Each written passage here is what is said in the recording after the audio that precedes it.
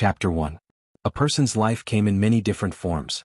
Everyone's life was different, but if one thought about it carefully, they would all be similar. It was like fate's joke.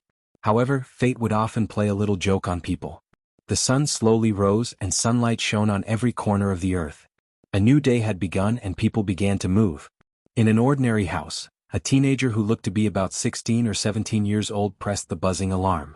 He sat up and paused quietly. A few minutes later he got out of bed. He first washed up and quickly made breakfast. After finishing breakfast he packed his bag, put on his school uniform, took the key, locked the door and left. The teenager's name was Wu. Because he was an orphan, he was picked up by the director of an orphanage who did not know how to give names. Coincidentally, the director's surname was Wu, so he was given such a strange name. However, Wu was not famous when he was young, but in the process of growing up, Wu became a problematic child. Fortunately, there was a decent director of an orphanage who took him in and taught him. Other than being a little mischievous, Wu could be considered a normal person. The director of the orphanage was a lonely old man. When he adopted Wu, he was 70 years old. He let Wu go to school before he was old enough to go to school. Until now, Wu was 16 years old and was in his third year of high school. However, not long ago the director of the orphanage passed away at the age of 86. Wu did not cry when the director passed away. Many people were surprised by this, but in reality this was not the case. Before the director passed away, he had spent some time alone with Wu. People thought that this was to give him his last inheritance. The director did indeed give Wu something, a jade pendant amulet. However, most importantly, the director said to him, "I know that your heart is not bad. I cannot give you fatherly or motherly love, but you are a strong child. No matter what path you take in the future, I hope that you will not forget your own heart. Don't cry for me after I leave." Due to the old principal's teachings and his own reasons, Wu's heart was tougher and stronger than the average person. Because of this toughness, Wu did not cry. However, if one were to observe closely, they would notice that after the old principal's death, Wu's entire personality was exceptionally gloomy, just like an injured beast. Due to the upcoming college entrance examination, Wu's gloominess had almost disappeared. A year ago, the old dean had said that he wanted to see Wu get into a good university. The old dean did not have the chance, but Wu still remembered that the college entrance examination was in a week's time. However, Wu's heart did not waver. To be precise, it was because Wu was too smart. When Wu was first picked up by the old principal, the number of times he cried and threw tantrums was obviously much less than other children his age. No, it was terrifyingly little. During the period when Wu was growing up, the old principal had discovered Wu's talent when Wu was 3 years old. The old principal had bought some preschool education books, and in just a year, the old principal had discovered that Wu's knowledge was comparable to that of a second-grade elementary school student. Therefore, the old principal had used some legal means to send little Wu to a local primary school. He had even specifically instructed little Wu not to appear too smart. Because little Wu was a problematic child, although little Wu was always first in his exams and did not appear on the news, he was still known as a problematic child prodigy by the locals. Time flew by in the blink of an eye. The college entrance examination was over, and the results were out. Wu was undoubtedly the top scorer in the college entrance examination. Just like that, on the day little Wu received his acceptance letter, he packed his luggage and boarded the train to the capital. However, when the train arrived at the station, no one noticed that there was actually one less person on the train. In a dark tunnel filled with dazzling starlight, a young man was slowly floating in an unknown direction. Wu opened his eyes and looked at the space-time tunnel that was filled with flowing light. His eyes were filled with curiosity and excitement. After a while, a low moan sounded. "Am I not human?" Wu said indifferently. "That's right." Wu was actually not human but a creature born from the roots, the root dragon. In fact, the jade amulet that the old principal had given Wu on the day of his death contained a scale. This scale was the key to unlocking Wu's identity. This key conveyed information to Wu in the form of dreams when he slept at night. In the dark vortex, a faint light was scooped up by a great power. After signing a contract, it was sent to another world. After that, the light turned into a baby and floated in front of the old principal's door. The child held a pale golden scale in his hand. When the old principal picked up the child and touched the scale, the old principal received the message of Wu's birth stored in the scale. As a modern atheist, the scene just now had a considerable impact on the old principal. However, this did not affect the old principal's decision to take in Wuming. After taking in Wuming for some time, he realized that the scale seemed to receive the message no matter who touched it. Therefore, the old principal learned the technique of making amulets and wrapped the dragon scale in artificial jade to make it into an amulet. It was also because he knew about Wuming's identity that the old principal did not express any opinion about Wuming's inhuman talent. He even specifically reminded Wuming not to appear too smart. Although Wuming did not like to talk and did not have many facial expressions, this did not mean that Wuming had a personality flaw. Well, it was just a little. This was the price of being born from the roots in exchange for unparalleled talent. Wuming knew that as a higher and more mysterious being, he could not live in a world without any mysteries. In the end, Wuming decided to leave the world that raised him. And the way to leave was through Wuming's contract with a greater power. Simply speaking, Wuming had signed a contract with the restraining power of the M-shaped moon world. However, this was not the case. Wuming was still connected to the roots. This root was not the same as the one that was connected to Wuming was the common root of all worlds, known as the greater root. The root of the M-shaped moon world was merely a lower product of the greater root, known as the lesser root. If not for an accident, Wuming should have been an origin dragon born in the greater root, but he was born in the M-shaped moon world's root. This way, the restraining power of the M-shaped moon world could be said to have picked up a bargain. For Wuming, whether he was born in the greater root or the lesser root, the nature was the same. This was because the greater and lesser roots originated from the same root, so it would not affect Wuming himself. If there was an effect, it would be that the birthplace was different. Now, Wuming was heading towards the M-shaped moon world, which was the world he was born in. Because he was not familiar with the space-time tunnel, Wuming lightly touched a bright spot on the tunnel wall. Instantly, Wuming disappeared. Chapter 2.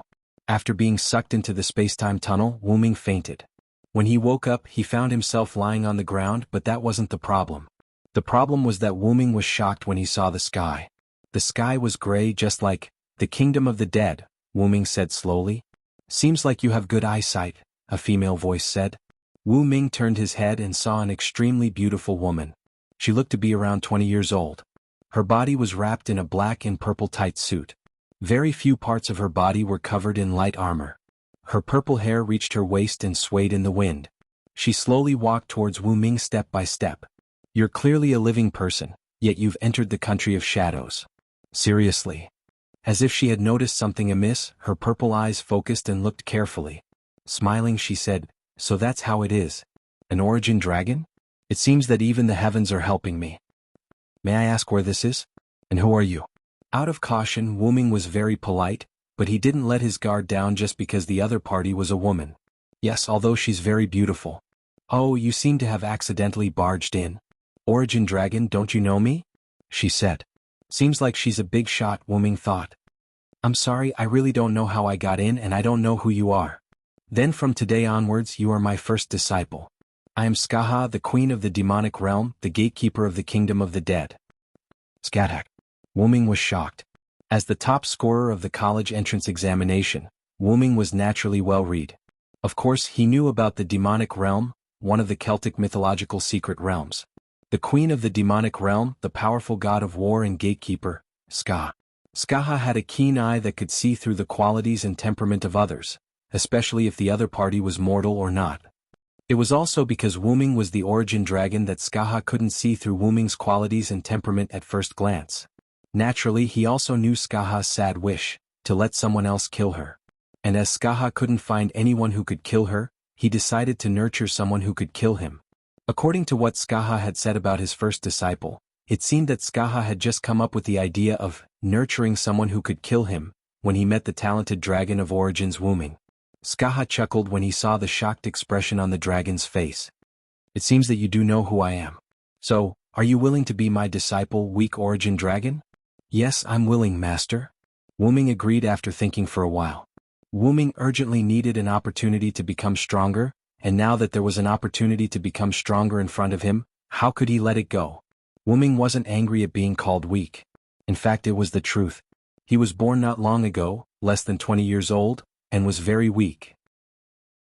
He couldn't even perform the most basic of root dragon abilities. He could only transform into human form with the help of suppression.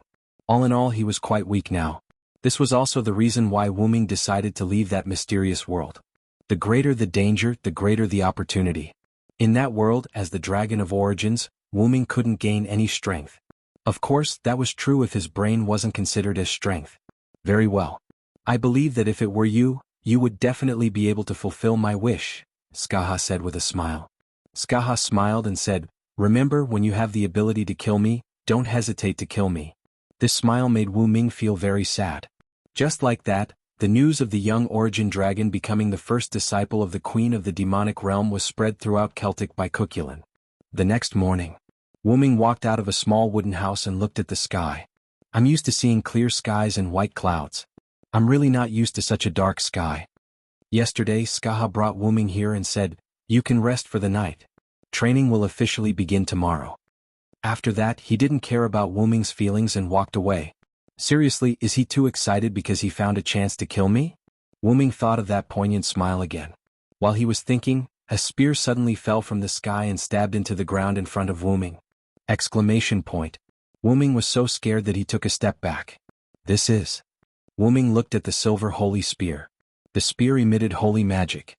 As the Dragon of Origins, Wu Ming could naturally sense the magic emitted by the spear. Today your mission is to gain the approval of this spear, Xianxia said as he walked over from afar. ? Gaining the approval of the spear doesn't seem to be that easy, Wu Ming thought. This is actually transformed from the core of the Yggdrasil. As I'm used to using spears, I transformed it into a spear. Xianxia paused and continued, if you don't want to use a spear, you can change its appearance after you've gained its approval. However, you have to remember that once you've approved of the appearance that you've chosen, it won't change anymore. Instead, it will evolve again and become a relic, the noble phantasm. Noble phantasm. Wu Ming was familiar with this term. When he was born, the dragon scale also transmitted the basic knowledge of the M-shaped moon world to Wu Ming's mind.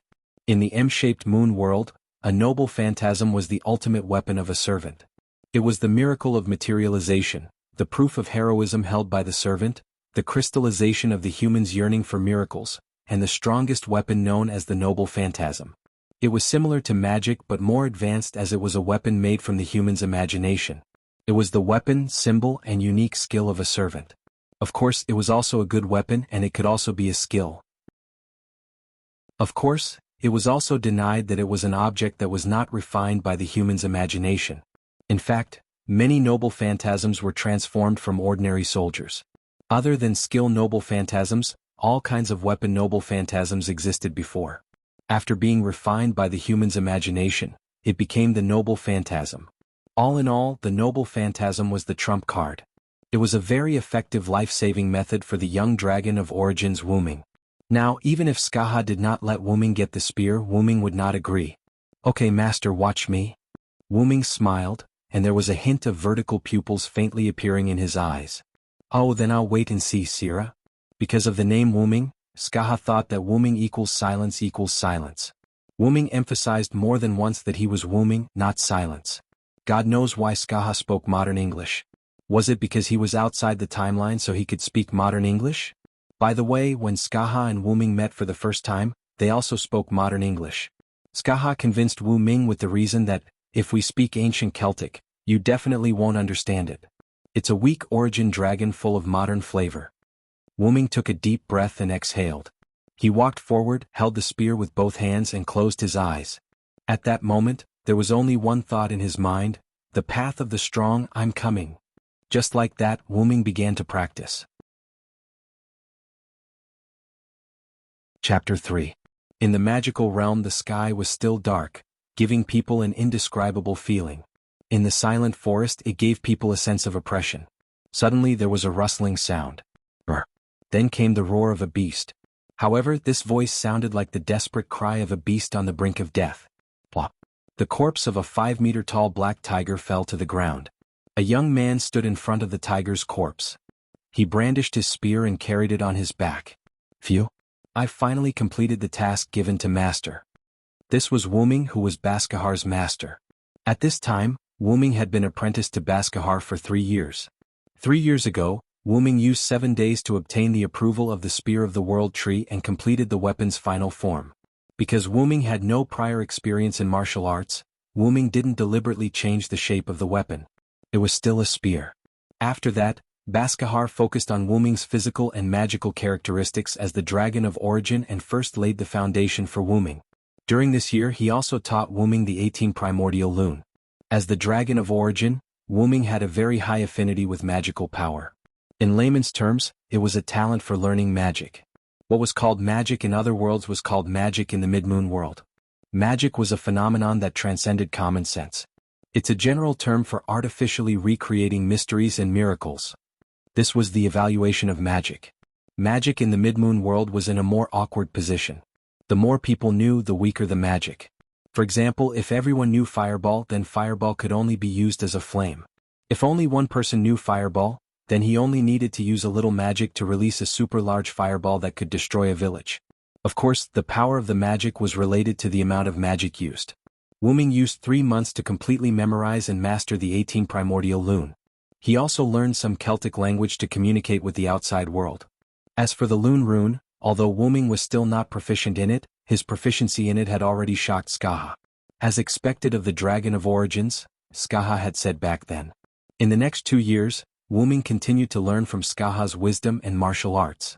Apart from spear arts, Wuming also learned how to use other common weapons such as swords, bows, and shields. After 3 years, it could be said that Wuming had inherited all of Skaha's skills. Therefore, as his master, Skaha began to assign tasks to Wuming. The first thing Wuming had to face was a black tiger at the magical beast level. It was the corpse from earlier. Wuming glanced at the black tiger's corpse and realized that it had already turned into ashes and disappeared with the wind. As expected, the dead in the kingdom of the dead cannot be completely killed. Of course. The black tiger's corpse seemed to have turned into ashes, but in fact, it had returned to its previous residence. The residents, in the kingdom of the dead, wouldn't die again because they had already died. Of course, if there were methods that targeted the soul or instant death, they could also be killed. Let's go. Wu Ming turned and left as if he was talking to himself or to the others. After a short while, Skaha appeared out of thin air and the surrounding Lune runes disappeared. This was the rune's way of concealing one's aura. Have you discovered me? You're from the Origin, after all. You've grown so much in just 3 years. Not bad, my lovely disciple. Skaha seemed to have thought of something and smiled. Seems like my wish can come true. After that, he arranged a few more runes around himself and disappeared. Master, I'm back. Wuming returned to the place where he had descended. There were already 2 wooden houses built here. Wuming knocked on the door of one of the houses and shouted. Skaha opened the door. As expected of Sira. That magical beast didn't affect you at all, Skaha said with a smile. Of course. I'm the first disciple of the Queen of the Ink Realm. How could that little cat stop me? Wuming pretended to be calm. His expression didn't change at all, but the pride in his voice was obvious. As for the name, Wuming didn't care. He would just treat it as a name from the Celtic region. Alright, come in and eat. I have a task for you after dinner. After that, Skaha turned around and walked into the house. Although Skaha was his master, he felt more like a big sister to Wuming. Wuming had a rare smile on his face. In a forest, Wuming carried his luggage and held the spear of the world tree. He looked up at the sky and said, It's been more than 3 years since I saw the blue sky. How I miss it. Wuming recalled Skaha's words. You won't grow even if you continue to stay here. From today onwards, go out and train. I hope you can fulfill my wish when we meet again. Even if I have the ability to kill you, I won't, ma. Sister Skaha. In fact, Wuming lacked love. Before meeting Skaha, Wuming only had one relative, and that was the dean. Wuming became a problem child because there was no one around who could accept him, especially after he discovered that he was different from others. After the dean's death, Wuming left that world without hesitation after fulfilling the dean's last wish. Because of Wuming's personality, both his teachers and classmates treated him as a problem child. Only his neighbors treated Wuming better. Therefore, Wuming didn't miss leaving that world at all. However, during the 3 years he lived with Skaha, Wuming experienced a different kind of care from the dean. Wuming and Skaha didn't only have a master-disciple relationship, but also a brother-sister relationship. Skaha also saw it. She didn't expect Wuming, who looked very modern, to be so pure and simple. As it was her first time taking in a disciple, not only did Skaha have a fondness for talent, but she also developed a love for her younger brother. After all, Wuming's heart was so pure. This was the Dragon of Origins. The stronger something was, the purer it was.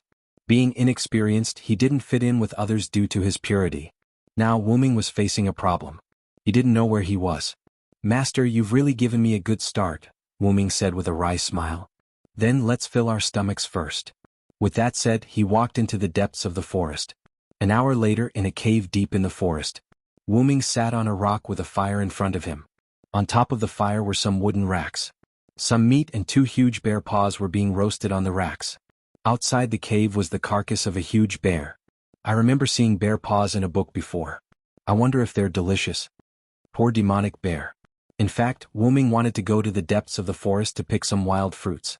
Because of the powerful creatures in the depths of the forest, wild fruits were more abundant than in the periphery. He didn't expect to meet this demonic bear halfway. The bear wanted to attack Wu-Ming, but it ended up as Wu-Ming's dinner. While Wu-Ming was roasting, he looked at the bear outside. This bear skin can be used to sleep. Just like that, night fell. Wu-Ming welcomed the first night of his adventure. Chapter 4. The next day, Wu-Ming embarked on his journey. He walked through forests and fought monsters. He passed by villages and was welcomed by the villagers. He escaped from a cave and was chased by a terrifying dragon. When he was tired, he would look for a cave or a big tree. When he was thirsty, he would look for a mountain spring or a stream. When he was hungry, he would pick some wild fruits and hunt occasionally. Xianxia was undoubtedly an experienced warrior and teacher. He was able to teach an inexperienced modern person to become so experienced in 3 years. Of course, the reason why he could travel freely in this era was also related to Wu-Ming's root dragon bloodline. In short, Wu-Ming experienced many adventures that modern people would call fantasy. In the end, he came to a place called Connaught. Is this Connaught? Wu-Ming was wearing a linen shirt. He carried a simple luggage and his approved gun. By the way, Wu-Ming could not turn the gun into a noble relic. The gun could only be considered a secret treasure. "Maybe it's because I'm not a hero," Wu-Ming once said. In fact, Wu-Ming did not have high expectations for his weapon to become a noble relic. After all, a noble relic was the crystallization of miracles. A few days ago, Wu-Ming met a group of roadblocks. Wu-Ming had a friendly conversation with them. They kindly pointed the way to the nearest country to Wu-Ming. Connaught. I remember they said that the lord of this territory is called, what was it again? Tini Makani. I think that's the name. To be honest, the people who lived in the era of the gods, whether it was a lord or a king, a commoner or a noble, were all creatures who lived under the rule of the gods. From Silent Wonder's point of view, the gods of the West were just a race with strange and powerful powers. In fact, this statement was not wrong. Silent Wonder's master, xianxia, had killed too many gods in the past, which led to him being cursed by the dead god, turning him into a human without dying. In summary, Wu-Ming entered Lord Tini's mansion and had a friendly conversation. The Lord of Connaught was a smart man. Wu-Ming successfully became a resident of the city and the Lord's bodyguard. God knew where Wu-Ming was when he left the demonic realm. It was not easy for him to find a country. Wu-Ming did not want to live in the open anymore. Who would want to live a life without a fixed residence when there was a good life? Wu-Ming was the same. Just like that, Wu-Ming settled down in the Connaught area. Because it was the era of gods, a large number of magical creatures roamed around. In contrast, there was a large number of people with powerful powers. They were the legendary heroes of the later generations. As the western region of Ireland, Connaught naturally had its own heroes. However, because Wu-Ming had been wandering around for a while, some of the more powerful magical creatures in the depths of the area ran to the outskirts. These heroes could not resist them. Once, a magical creature that was close to the level of a phantasmal beast wreaked havoc in Connaught. When everyone was in despair, Wu-Ming wielded the spear of Yggdrasil and used the Lune Rune to kill the magical creature after a few rounds of battle. Since then, the great hero who slayed the powerful magical creatures to protect Connaught, Celander, spread throughout Ireland. As his battle style was incomparably violent, just like a giant dragon, Wu-Ming was given the title of Dragon of Connaught. After that, Wu-Ming realized that the spear of Yggdrasil in his hand had some slight changes. It was as if, because its master had become a hero, it had to be worthy of its master. It gave Wu-Ming the feeling that it was going to evolve into a treasure artifact. During this period of time in Connaught, apart from practicing the Lune Rune and honing his martial arts, Wu-Ming also began to study the map of this world. This world was undoubtedly a world with a shaped moon. After coming to this world, Wu-Ming's mana was connected to Wu-Ming's origin. However, Wu-Ming realized that he was now in the period between the 1st and 3rd centuries AD, which was the period of mythological history when the Ulster heroes and the Fiona Knights were active. According to Wu-Ming's analysis, the mythological knowledge he learned in the previous world did not match in this world. For example, Wu-Ming's master, Skahar, was not mentioned in detail in Celtic mythology. It only stated that Skahar lived in the Shadow Kingdom, one of the Celtic fairyland. She was the king of the netherworld that accepted the dead and spirits. She was also the gatekeeper of the Shadow Kingdom, a god of war who had the skills to surpass the divine realm. Due to killing countless spirits, humans and gods, as well as having the skills to surpass the divine realm, she was cursed to be immortal. In the 3 years that he spent with Skahar, Wu-Ming realized that Skahar was a gentle big sister next door when she was not training him. When she was training, she was an extraordinary queen. Wu-Ming did not know about the others, but he liked the feeling of being a big sister to Skahar. This kind of familial feeling was only given to Wu-Ming by the old courtyard. Wu-Ming believed that this was not the only thing that was wrong. Therefore he decided to leave Connaught and investigate the other regions. Just as Wu-Ming decided to leave, the Lord of Connaught suddenly received a message from the King of Ireland. Princess Maeve, who was avoiding political marriage, was sent to Connaught to become the new lord. According to the historical records, Maeve was a polyamorous young lady who was engaged and married many kings and warriors. She was always a noble lady. Unlike Skahar's warrior queen temperament, Maeve had the temperament of a queen who controlled a country. In the myth, Maeve had announced the 3 requirements for becoming her husband, as well as her system of rotating husbands. In short, Wu-Ming did not have a good impression of Maeve before he met her. As a person who had received modern education, Wu-Ming did not like the character Mai Fu. However, this was also an opportunity to verify the differences between the mythological stories that Wu-Ming knew and the characters in the Shape Moon world. After receiving the news, Wu-Ming did not care about the former lord, Dini, who was making a fuss. The Queen of Connaught, Maeve, who started the long march to capture the bull in Ulster's greatest war. This is really interesting. Let me see the difference between you and the mythological record, Queen Maeve. Wu-Ming said with a smile. On the other side, on the road to Connaught, in a carriage with an army escort, a beautiful girl with a perfect body like a goddess was sitting in the seat, muttering something. Sira, the dragon of Connaught, ah, what a powerful and handsome name, and Maeve, the queen of Connaught, humph, here I come, my little sigh. Wu-Ming, who was far away in Connaught, suddenly felt a chill on his back, and his body trembled, but he did not care. In this way, Wu-Ming welcomed the most difficult woman in his life. Chapter 5. Due to various reasons and the lack of transportation in Ireland at that time, Wu-Ming learned from Dini that Maeve would only arrive in Connaught after at least a month. As the Lord of Connaught, Dini, who was going to retire in a month, told the envoy that he would welcome Princess Maeve warmly. Initially, Wu-Ming thought that he was going to rebel, but Dini did not dare to do so. If he rebelled, the rest of the Irish territories would not hesitate to submit a petition to the King of Ireland to attack him. A bunch of old foxes. Wu-Ming was speechless. Knowing that Maeve would take a month to reach Connaught, Wu-Ming decided to go to the outskirts to train for a month. Wu-Ming realized that the Spear of World tree in his hand was getting hotter after he defeated the monsters and guarded Connaught. The heat made Wu-Ming feel comfortable, as if Wu-Ming was a tree sprouting in spring. Therefore, Wu-Ming decided to go into seclusion to upgrade his relic. Skahar said that strictly speaking, Wu-Ming did not belong to this world. Therefore, Wu-Ming did not need the human imagination of the later generations to sublimate his relic. As long as he had the opportunity and grasped it, he could upgrade his skills or weapons into a relic. This was undoubtedly a great piece of news. This gave Wu-Ming an effective way to become stronger. Not far away from Connaught, Wu-Ming found a cave where the monsters that Wu-Ming had killed lived. He blocked the entrance of the cave with a giant rock and added a lune rune. After he was ready, Wu-Ming began to upgrade the Spear of World tree. I remember Master said that upgrading a weapon into a relic would only happen when there is an appropriate time. I still have to rely on myself. Wu-Ming recalled. Then Wu-Ming sat on the ground with his legs crossed and wrapped the spear with magic power. It floated in front of Wu-Ming. Just like that, in the dark cave, Wu-Ming began to upgrade his first relic. Half a month later. Rumble. A mountain in the outskirts of Connaught was shaking as if there was an earthquake. It was accompanied by a thunderous sound. There was a giant rock at the foot of the mountain. There were cracks on the rock, and a touch of green could be vaguely seen through the cracks. Crack. Crack. The cracks on the giant rock kept on cracking, making an ear-piercing sound. Boom. The giant rock exploded into small pieces of gravel.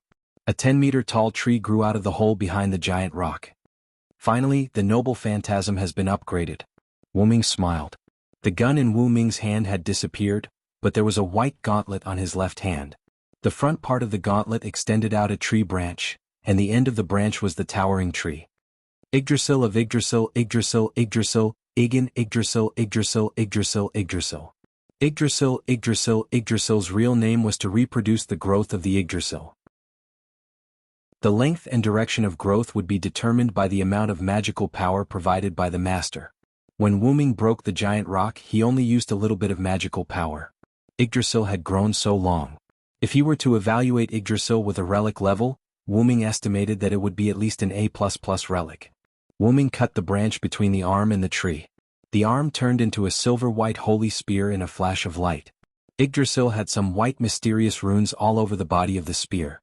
The tip of the spear became even brighter. After Wu Ming performed a set of spear skills, he put the spear behind his back and looked up at the sky. Caw-caw. A bird-shaped demonic beast with a fleshy crown on its head was circling in the sky, making a strange sound from time to time. Hey you rascal, I'm in a good mood today and wanted to let you go. I didn't expect you to have designs on me. Wu Ming stuck out his tongue and licked the corner of his mouth. His pupils vaguely looked like red vertical slits. Caw-caw. The demonic beast seemed to have heard what Wu Ming said. It circled in the sky a few times and then swooped down towards Wu Ming. Great, I'll use you as a sacrifice today. Wu Ming's expression became unruly. When the bird-shaped demonic beast was close to Wu Ming flew up and stabbed the holy spear in his hand like a poisonous snake. Caw. The bird-shaped demonic beast circled in the sky and kept swinging its body. Wu Ming stabbed the holy spear into the back of the bird-shaped demonic beast and grinned. Caw-caw. The bird-shaped demonic beast swung its body and flew away. On the main road not far from Kannot, a group of soldiers was hurrying along. The soldiers surrounded a carriage in the middle, as if protecting the important person in the carriage. A person who looked like a captain stood in front of the carriage and said to the carriage, "Your Highness, we will reach Kannot in half a day." "Is that so? Can we still speed up?" An extremely charming voice came from the carriage. "Your Highness, the soldiers have sped up their march according to your instructions and are nearing Kannot half a month in advance. The soldiers are already exhausted. Please allow me to request for a temporary stop to rest," the captain pleaded. "All right, then let the soldiers rest for a while. Anyway, this little bit of time won't make a difference." The charming voice in the carriage sounded again. "Yes, Your Highness." The captain obeyed. Thus, the entire group rested on the empty ground beside the main road. Not long after, a series of strange roars were heard. Caw-caw-caw. It was a flying demonic beast with two fleshy crowns on its head. It stopped roaring as if it was running away from something. Looking at its body, one of its wings was broken, and there were some blood stains on it. It could only fly less than 3 meters above the ground. A demonic beast is attacking. Protect the princess. The soldiers stood up one after another and held the weapons in their hands. However, their trembling hands were not complimentary. After all, most soldiers would not be able to return from a demonic beast of this level. After all, the king did not expect there to be a demonic beast of this level in Ireland. Powerful demonic beasts would not live on the plains where humans lived. Weak demonic beasts were basically dealt with by the king's men or heroes. This demonic beast that was neither powerful nor weak was obviously not native to Ireland. It should have just arrived in Kannot not long ago. Caw-caw. The demonic beast's eyes turned red. It could not understand why such weak humans dared to block its path. If it was not for that terrifying fellow behind it, it would definitely eat all the humans here. The bird-type demonic beast flew in a straight line and took away all the humans along the way. It forced its way into the middle of the army and seemed to be going straight through the group.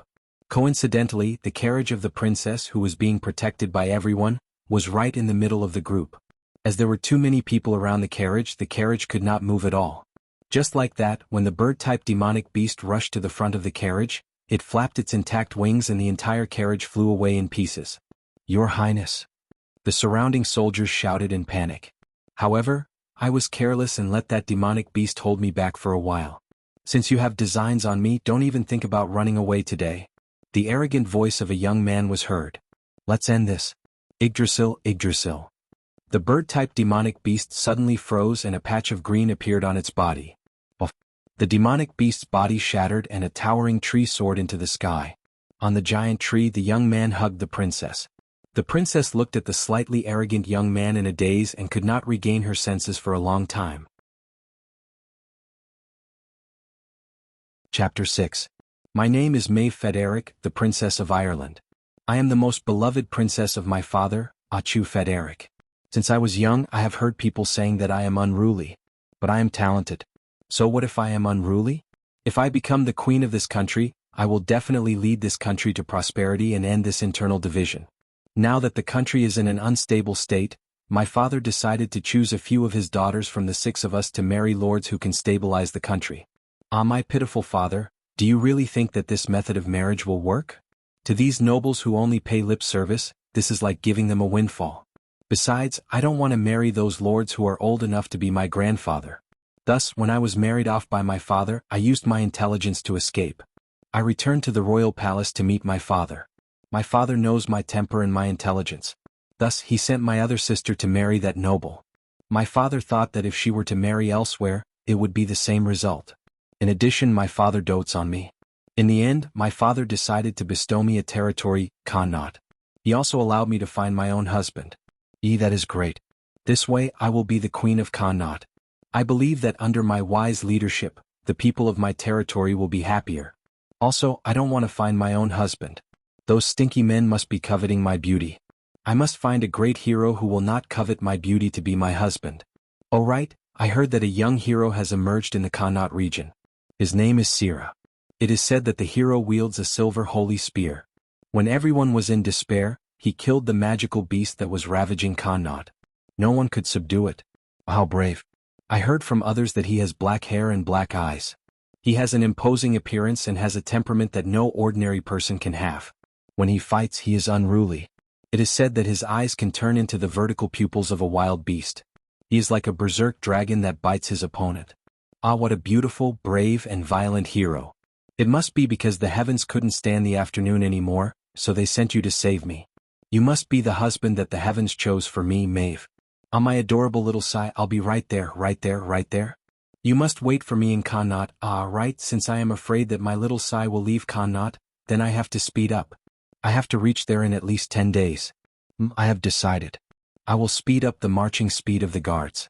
Speed up, according to the plan, we will only reach Connaught after a month. After half a month, I have only just arrived near the center of Connaught. Signed, these soldiers are really useless. In the future, I must build a strong army myself. Finally, I could see little Sai. I couldn't wait any longer. Just as I was about to give the order to speed up the march, the captain of the guards came to ask me to let the troops rest. Signed, that guard captain actually asked the army to rest. Do you know that you are delaying my time to see little Sai? We have rested many times along the way. In the end, I thought about it and decided to let it go. Seeing that they had escorted me along the way, I will let them rest for a while. After all, I am also a little nervous now, little Sai. Suddenly, the soldiers outside started to panic. Is there a magical beast attacking outside? How could it be? There shouldn't be any magical beasts of this level within the borders of our country. These magical beasts that are neither too strong nor too weak should have been wiped out. I can feel that the magical beasts are getting closer and closer to me. Why am I going to die? I can't accept this. I haven't seen you yet, my little Sai. The carriage was smashed apart. Strange, why didn't I feel any pain? Due to fear, I closed my eyes. However, I could still feel that I was saved by someone. I could feel the warmth of the person who saved me. In a moment of carelessness, I actually allowed that male magical beast to entangle me for a while. You two, husband and wife, can forget about escaping today. Let's end this. Yggdrasil, Yggdrasil. That voice was so unruly. I opened my eyes that I had closed because I was afraid. What did I see? A young man with a slightly unruly expression. He held a silver-white spear in one hand and hugged me in the other. Standing on a huge tree, the sun shone on his face. This is such a sacred scene. He must be Sira. As expected, you are the husband that the heavens have arranged for me. My little Sai. Chapter 7. 3 months had passed since Wu Ming rescued my Fu due to an accident. After Wu Ming was carried back to the nest by the previous magical beast, Wu Ming found that there was another magical beast in the nest. It seemed to be a male and a female. The male magical beast probably wanted to join forces with the female magical beast to deal with Wu Ming. Unfortunately, they were not strong enough. Wu-ming was entangled with the male magical beast for a while, and the female magical beast escaped with injuries. When Wu-ming learned that the girl he saved was Maeve, Wu-ming was stunned. That's right, Wu-ming really didn't expect Maeve to come back so quickly. After knowing the reason why she sped up because she wanted to see the legendary hero xianxia, Wu-ming felt helpless. To be honest, Wu-ming could not see that the arrogant genius girl he saved was the future Queen Maeve. By the way, it was not that Maeve did not have the ability to fight, but her ability was too weak. In addition, the situation was urgent at that time, and Maeve was in a state of fantasy, so Wu-ming saved the damsel in distress. Cough cough. To be honest, the hero saving the damsel in distress was indeed a cliché, but its effect was often effective on girls. Wu-ming was sitting on a boulder outside the city, meditating with his eyes closed. A girl was sitting next to him, staring at him intently. Until the veins on Wu-ming's head popped out.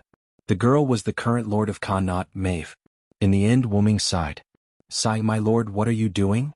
Wu-ming opened his eyes and turned to look at Maeve. Maeve smiled and said, "I'm just observing the daily practice of my savior and husband." That's right, since Wu-ming accidentally saved Maeve, the idea of a heavenly husband had been deeply ingrained in Maeve's heart. God knows what this self-conscious girl was thinking. Wu-ming rubbed his forehead helplessly. He had to admit that Mai Fu was very beautiful and charming. As for her personality, from what Wu-ming had observed, Mai Fu had yet to grow into the arrogant Queen Mai Fu who thought that all men would be addicted to her pomegranate dress. Right now, Maeve was just a rebellious and self-conscious little princess. In short, in summary, Wu-ming has no feelings for Mai Fu. How should I put it? Wu-ming was the dragon of origins, but he also had the lust of a dragon. However, Wu-ming's lust was temporarily suppressed by his other natures, resulting in Wu-ming's temporary sexual apathy. In addition, Wu-ming felt that Maeve was more like a naughty sister than a wife. With Wu-ming's help, Maeve had consolidated her political power in Connaught in the past 3 months. Because of Wu-ming's concern, Maeve recognized this heavenly husband even more. "Maeve. What's wrong, little Sai? You're a smart person, you should know what I'm thinking." "Little Sai, what are you talking about? It's so complicated, I don't understand." Then there was a moment of silence. Wu-ming sighed. "Maeve, I will be leaving this place soon." Maeve's beautiful face that maintained a smile froze for a moment, and her pupils dilated. "I'm a traveler. The reason why I settled down in Connaught was to rest. Now I have a new goal, so I'm preparing to leave." "Is that so? That's great, but I won't let you go. I will use all my means to stop you." Wu-ming was stunned for a moment. He didn't expect Maeve to be so direct. "Then I'll help you with something. How about letting me go?" Maeve smiled as if she heard what she wanted. "Deal." 7 days later, Wu-ming received the news that Connaught had been humiliated by borrowing the Ulster Divine Bull and was preparing to attack Ulster. Wu-ming laughed bitterly. "Maeve, so that's what you're planning." This reminded Wu-ming of the long march to steal the bull. In the original novel, Maeve and her chosen husband were competing to see who was wealthier. She wanted to borrow the brown divine bull from the Ulster region. However, because the messenger was drunk and arrogant, he said that he would attack Ulster if he didn't borrow it. This made Cooley, who wanted to borrow the bull, back out. In the end, the war between Connaught and Ulster began. But that was many years later.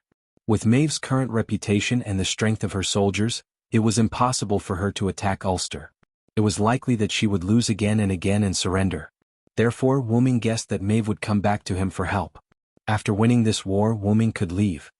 "Sir Wu-ming, the Overlord is looking for you." A soldier came to Wu-ming's door and said, "As expected." "Got it. I'll go over right now." With that, Wu-ming opened the door and walked towards Maeve's meeting hall. When he reached the meeting hall, Wu-ming found that there was no one inside or outside the door. Just as Wu-ming was puzzled, he sensed Maeve's presence. Maeve slowly walked to the main seat in the meeting hall. Wu-ming did not stand on ceremony and sat beside Maeve. "I already know the general situation. But with the military strength of Connaught now, it's impossible to compare with the powerful Ulster.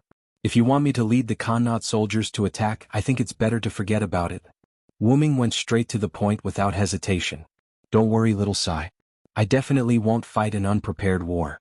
Do you remember the blood I asked you for the other day?" Wu-ming recalled the day when Wu-ming and Maeve reached an agreement. Maeve wanted Wu-ming to provide some essence blood. Wu-ming was not worried that Maeve would use some strange magic to control him. Maeve would not do that. She would not be Maeve if she did. "What's the use of the blood?"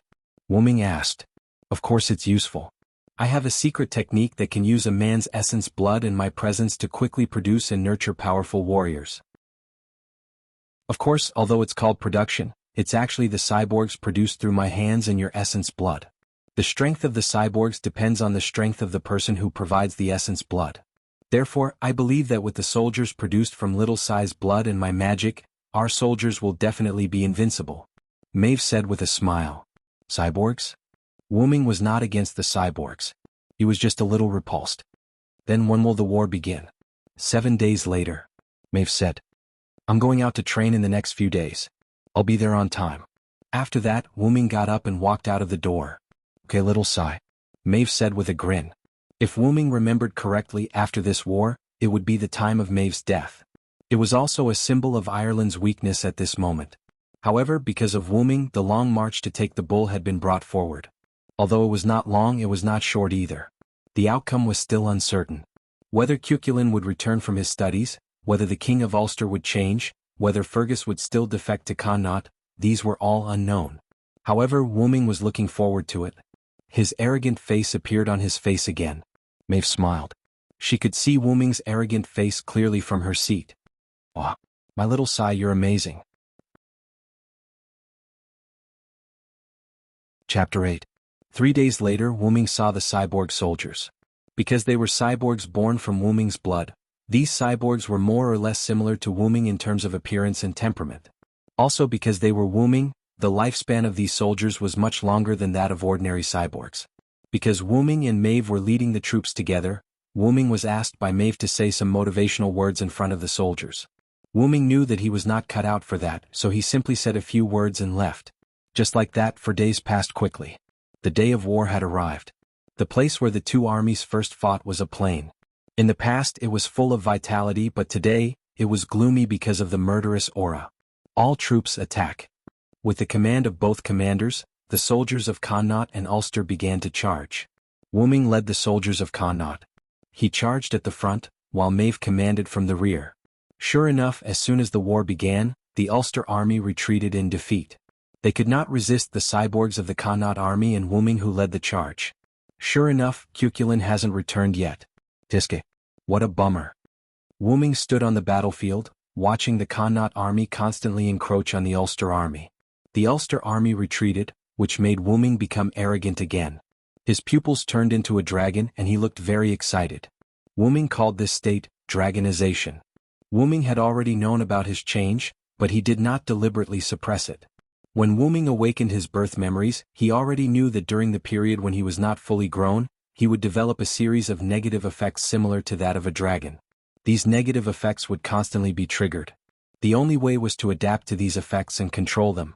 Forcibly suppressing them would only have the opposite effect. Fortunately, these negative effects would only appear once at a time. After they appeared, the next negative effect would only appear once he had completely adapted to and controlled them. By the way, the obscenity mentioned before was temporarily suppressed because of this. Wu-Ming returned to Maeve's side. Wu-Ming no longer needed to lead the army. Firstly, the Connaught army that was pursuing the Ulster army would be ordered to retreat by Maeve soon after the pursuit. Secondly, Wu-Ming did not have a strong leader or soldiers. Wu-Ming's dragonization was completely inspired by the war and the excitement of being able to fight against enemy heroes. Now that the excitement was gone, Wu-Ming returned to his usual state. Maeve, from the looks of it, Connaught will be victorious very soon, Wu-Ming said calmly. That's not necessarily the case. Little Sai, the enemy's powerful hero, hasn't appeared yet. Don't underestimate them. Maeve stood on the chariot and smiled at Wu-Ming who was beside her. Is that so? I'm looking forward to it. Let's leave it at that for today. Messenger, pass down the order to withdraw the troops for the time being. Don't pursue. Maeve said to the messenger beside the chariot. Yes, Your Majesty. After saying that, he walked away. Your Majesty? You have such a bad taste, Maeve? Wu-Ming heard it and smiled helplessly. What's wrong? Is it strange that I'm a queen? I'm the Queen of Connaught, Maeve said. It's fine, it's fine. It suits you, Queen Maeve. Wu-Ming said with a smile. Let's go. Understood. Just like that, the first day of the war ended. Connaught marched towards Ulster with overwhelming strength. In the next 7 days, Ulster retreated in defeat. When they were about to lose half of their land, the hero named Cuchulain returned from his training in the country of shadows. He said that he wanted to have a good fight with his senior, Sira, in the war. When Wuming heard the news, he instantly became excited and almost dragonized. Wuming was very excited. He was about to fight with the half-human, half-god hero of the Celtic people, the son of the sun god Ruger, the son of light, Cuchulain. Cuchulain's original name was Sertant. When he was young, he killed the guard dog of the wealthy merchant, Coden, with his bare hands. He said, "If this dog has offspring, I will be responsible for raising it and train it to be an equally powerful and loyal guard dog.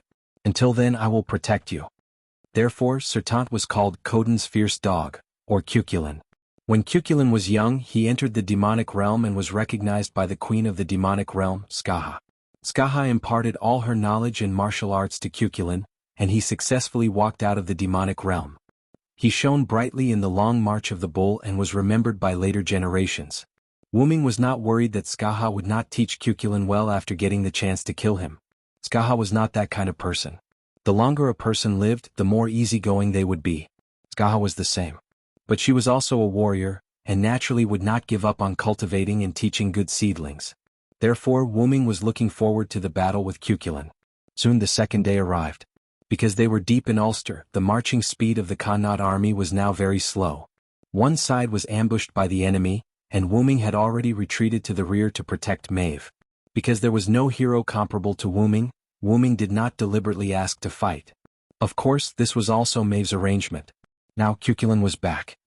He was very powerful and often harassed the Connaught army, making their marching speed ridiculously slow. Therefore, when Wuming wanted to fight, and Maeve decided to send Wuming to deal with Cuchulain because of the battle situation. Then Maeve decided to go to the front line with Wuming. First, to boost morale, and second, to prevent Fergus of the Ulster army from sneaking into the rear to kill Maeve. Wuming retreated to the rear for this reason. Fergus of the Ulster army also understood this and stayed by the side of the King of Ulster to protect him. Maeve followed to the front line, and it was convenient for Wuming to protect her. Soon, Wuming and Maeve arrived at the front line. They received a letter of challenge from Cuchulain to a one-on-one fight with Wuming. After receiving the letter of challenge and persuading Maeve, Wuming came to the place where he and Cuchulain had agreed to fight. It was a relatively wide grassland near the battlefield. Wuming came to the back and saw Cuchulain standing on the grassland looking in his direction. Wuming also looked at him. Then, in the next moment, the two figures disappeared at the same time. Two figures appeared in the middle of the grassland, their spears touching each other. Wuming's face was full of excitement. His pupils became vertical, and it was obvious that he had activated dragon form. On the opposite side, Cuchulain also bared his teeth and grinned, looking ecstatic. The two of them had never met before, but as if their hearts were linked, they laughed. "You must be Sira. You must be Cuchulain."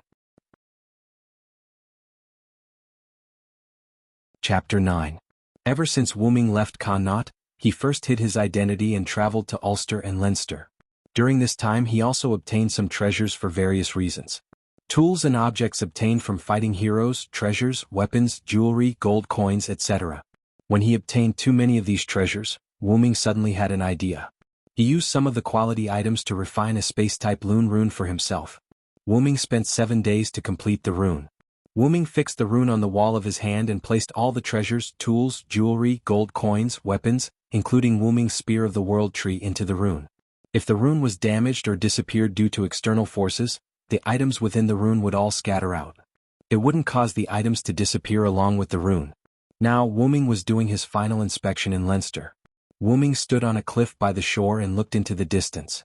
As expected, the historical stories recorded in my previous world don't completely match the ones in this world, Wuming said calmly. Actually, that wasn't the case. Due to the long history, the accuracy of the historical records was greatly reduced. In addition to various modifications in later generations, that was why Wuming encountered heroes in historical myths and legends that didn't match the ones recorded in history books. Wuming decided to go to Great Headland Island to take a look. Of course, this was just a simple trip to see the country that King Arthur had once ruled. When Wu Ming went on a punitive expedition against a demonic beast, he obtained an old set of armor in its cave. This armor was a full-body suit including the head. Although this armor was old, it was still very sturdy. After Wu Ming inquired about it, he learned about the origin of this armor from an old man in a village. King Arthur's gift ********. This was found by the old man from the inner collar of the armor. The front part meant King Arthur's gift, but the back part was too worn out to be seen. The old man said that this set of armor was brought by his grandfather from Great Britain. He originally wanted to sell it to a blacksmith in the big city, but who would have thought that the old man's grandfather would never return? When he heard that this set of armor was found in the cave of the magical beast that Wu Ming had defeated, the old man didn't say anything and just kept sighing. The old man gestured for Wu Ming to take this thing away, as if to the old man, it was a disaster. What interested Wu Ming more was that this set of armor could be worn by Wu Ming and fit him perfectly. Wu Ming, after cleaning the armor, put it on. Because of this, Wu Ming decided to go on a trip to Great Headland Island. Because it was a long time ago, the technology wasn't advanced. Wu Ming found a ship that could go to Great Headland Island a few days later. After Wu Ming paid some gold coins, the captain said that there was no problem at all. After a long journey that took half a month, Wu Ming finally set foot on Great Headland Island. His current location was the southernmost part of Great Headland Island, Wales. Because most of the west side of Great Headland Island was mountainous, Wu Ming's ship was headed to the southern part of England where there were more plains and more cities. Coincidentally, the legendary capital of King Arthur, Camelot, was in the southwest of Wales, not far from where Wu Ming landed. At night, Wu Ming arrived at the palace. Hearing that this was a palace that was transformed from King Arthur's palace, Wu Ming wanted to enter the palace library to see if there was any reliable information. As soon as he entered the palace, Wu Ming realized that there were many powerful knights. Wu Ming could defeat them, but Wu Ming would have to put in some effort. Because of Xianxia, Wu Ming's various skills could be said to be at a higher level. Of course, in the eyes of those experts, Wu Ming was just showing off his slight skill in front of an expert. Therefore Wu Ming's stealth skill came in handy here. Wu Ming seriously suspected that if he turned into a heroic spirit, he might be able to adapt to all 7 ordinary classes. As for those legendary adjudicators and avengers, Wu Ming didn't want to think about them. Outside the study, Wu Ming drew a few runes. After a wave of spatial fluctuations, Wu Ming entered the study. I have to say, the royal library is really big. Wu Ming specifically went to look for books that looked particularly old. Wu Ming summoned the light loon, and a ball of light appeared beside him. Wu Ming used the light of the ball of light to read the books. 7 days later, Wu Ming put down the book in his hand and let out a long sigh. Phew. Sure enough, reading is the most enjoyable. Wu Ming read for 7 days in a row. When he was hungry, he would take out the prepared food from the spatial runes. As a warrior, reading books was not tiring. Besides, as someone who was addicted to the sea of books, he wouldn't feel tired. It's almost time to go.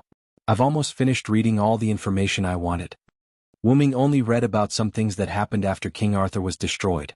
Wu Ming found that in general, the King Arthur of this world was similar to the King Arthur that he knew. However, the King Arthur of this world had an additional knight that seemed unimportant, but was actually very important. Before King Arthur became king, he was asked by the previous king, King Uther, to assist King Arthur together with Mage Merlin. After King Arthur became the queen, he began to assist King Arthur. He was a knight and a mage. He often discussed the mysteries of spells with Wizard Merlin, and he often fought valiantly on the battlefield to help King Arthur devise strategies. He had a good relationship with all the knights, especially the rebellious knight Mordred. After the kingdom was stabilized, he left Camelot and began a new round of travel. Although in this world, Queen Guinevere did not fall in love with the first knight Lancelot, Lancelot still fell in love with the queen. When he was discovered, he ran away. This was the beginning of the end of King Arthur. Later, under the pressure of the people, King Arthur went to France to take Lancelot in. The rebellious knight Mordred took advantage of this opportunity to rebel. In the end, King Arthur was severely injured in the Battle of Camelot. Strangely, Wu Ming found the composition of a magic circle in an ancient book.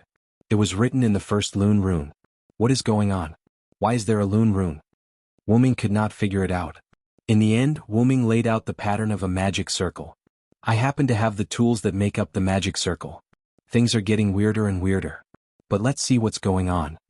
Wu Ming injected his mana into the circle. The circle was activated, and a white light enveloped Wu Ming. Wu Ming did not even have time to react before he disappeared along with the circle. All that was left was a book that slowly turned to dust in the wind. Chapter 10. When Wu Ming found himself wrapped in a magic array, he knew that this was a high-level teleportation array. Then Wu Ming ran the magic in his body to wrap his whole body. Wu Ming did not notice that there was a faint light spot on his armor. Why do I feel like I've been tricked by myself? For a moment, Wu-Ming's eyes lit up, and Wu-Ming closed his eyes. The feeling of stepping on solid ground came, and after confirming that he had arrived at the teleportation location, Wu-Ming opened his eyes. Because of the sudden teleportation, Wu-Ming hurriedly put on the helmet of the armor. There were two blade-like protrusions on both sides of the top of the helmet, extending backward, and the shape was slightly like a dragon's horn. The face was sealed, and only the eyes of the armor revealed a thin slit that did not affect the vision. Wu-Ming opened his eyes. He was now in a forest, and there were two people standing in front of him, one old and one young, one tall and one short. The former was tall, with a slight king's temperament, and his body looked very strong, but Wu-Ming still found that the old man's breath was not enough, and it was obvious that he would not live for long. The latter was wearing a white robe, holding a strange staff and looked handsome, but his face was like a circle in Wu-Ming's eyes. Is this the legendary dragon, Mage Merlin? The old man obviously decided to find it strange. He summoned a dragon, so why did a man come out? Your Royal Highness King Yusef, there is no doubt that this is the legendary dragon, I can assure you, said the mage named Merlin. Wu-Ming was wearing full body armor, and his head was covered, so his face could not be seen, but Wu-Ming's heart was exploding at the moment. What is this situation? King Yusef. Merlin. Wu-Ming shouted in his heart. King Yusef thought for a moment, and took a rectangular wooden box from his back. He opened the wooden box, presented it in front of Wu-Ming, and said, Legendary dragon, I am willing to use this celestial iron sword to ask you to protect Britain before the new king grows up. Please forgive my offense and agree to my request. Wu-Ming froze for a moment, looked at the celestial iron sword in the center of the wooden box, and was instantly embarrassed. What kind of sword is this? This is a big iron block that looks like a sword. Of course, the magic contained in this big iron block was extremely amazing. Wu-Ming thought for a moment and did not say a word. Wu-Ming guessed that the legendary dragon they were talking about was probably the dragon, but Wu-Ming was not sure, so he denied his identity. However, Wizard Merlin pointed to a scroll on the ground and said, This scroll is connected to another scroll, the legendary dragon summoning scroll. It has the dried blood of the legendary dragon, so it must summon the legendary dragon. Merlin's meaning made Wu-Ming have to bite the bullet. Let's put this matter aside for now. Where is this place? Wu-Ming changed the subject. This is the forest on the outskirts of Camelot, the capital of Britain. Sure enough, that scroll sent me to the past. Wu-Ming thought in his heart. Your Highness King Yusef, I can't guarantee that I can completely protect Britain, but I can promise that I will do my best to protect Britain from harm. What do you think? Wu-Ming thought for a moment. Now that he was here, he had to find a place to stay. He could not just wander around aimlessly. In that case, I will thank the legendary dragon on behalf of my British people. In this way, Wu-Ming was inexplicably brought back to Camelot by old Yusef and Merlin. 10 years had passed. 10 years ago, Wu-Ming joined the Knights of Camelot as a knight who trained alone in the mountains. He also became King Yusef's personal guard and was responsible for some matters that the knights could not handle, such as the attack of powerful magical beasts or the delay of the beheading operation when the enemy invaded. As for Wizard Merlin, Wu-Ming became friends with him. Moreover, Wu-Ming always felt that the mage named Merlin, who was not old at all, knew something. He was always smiling all day long. Sometimes, Wu-Ming would always punch Merlin in the face for no reason.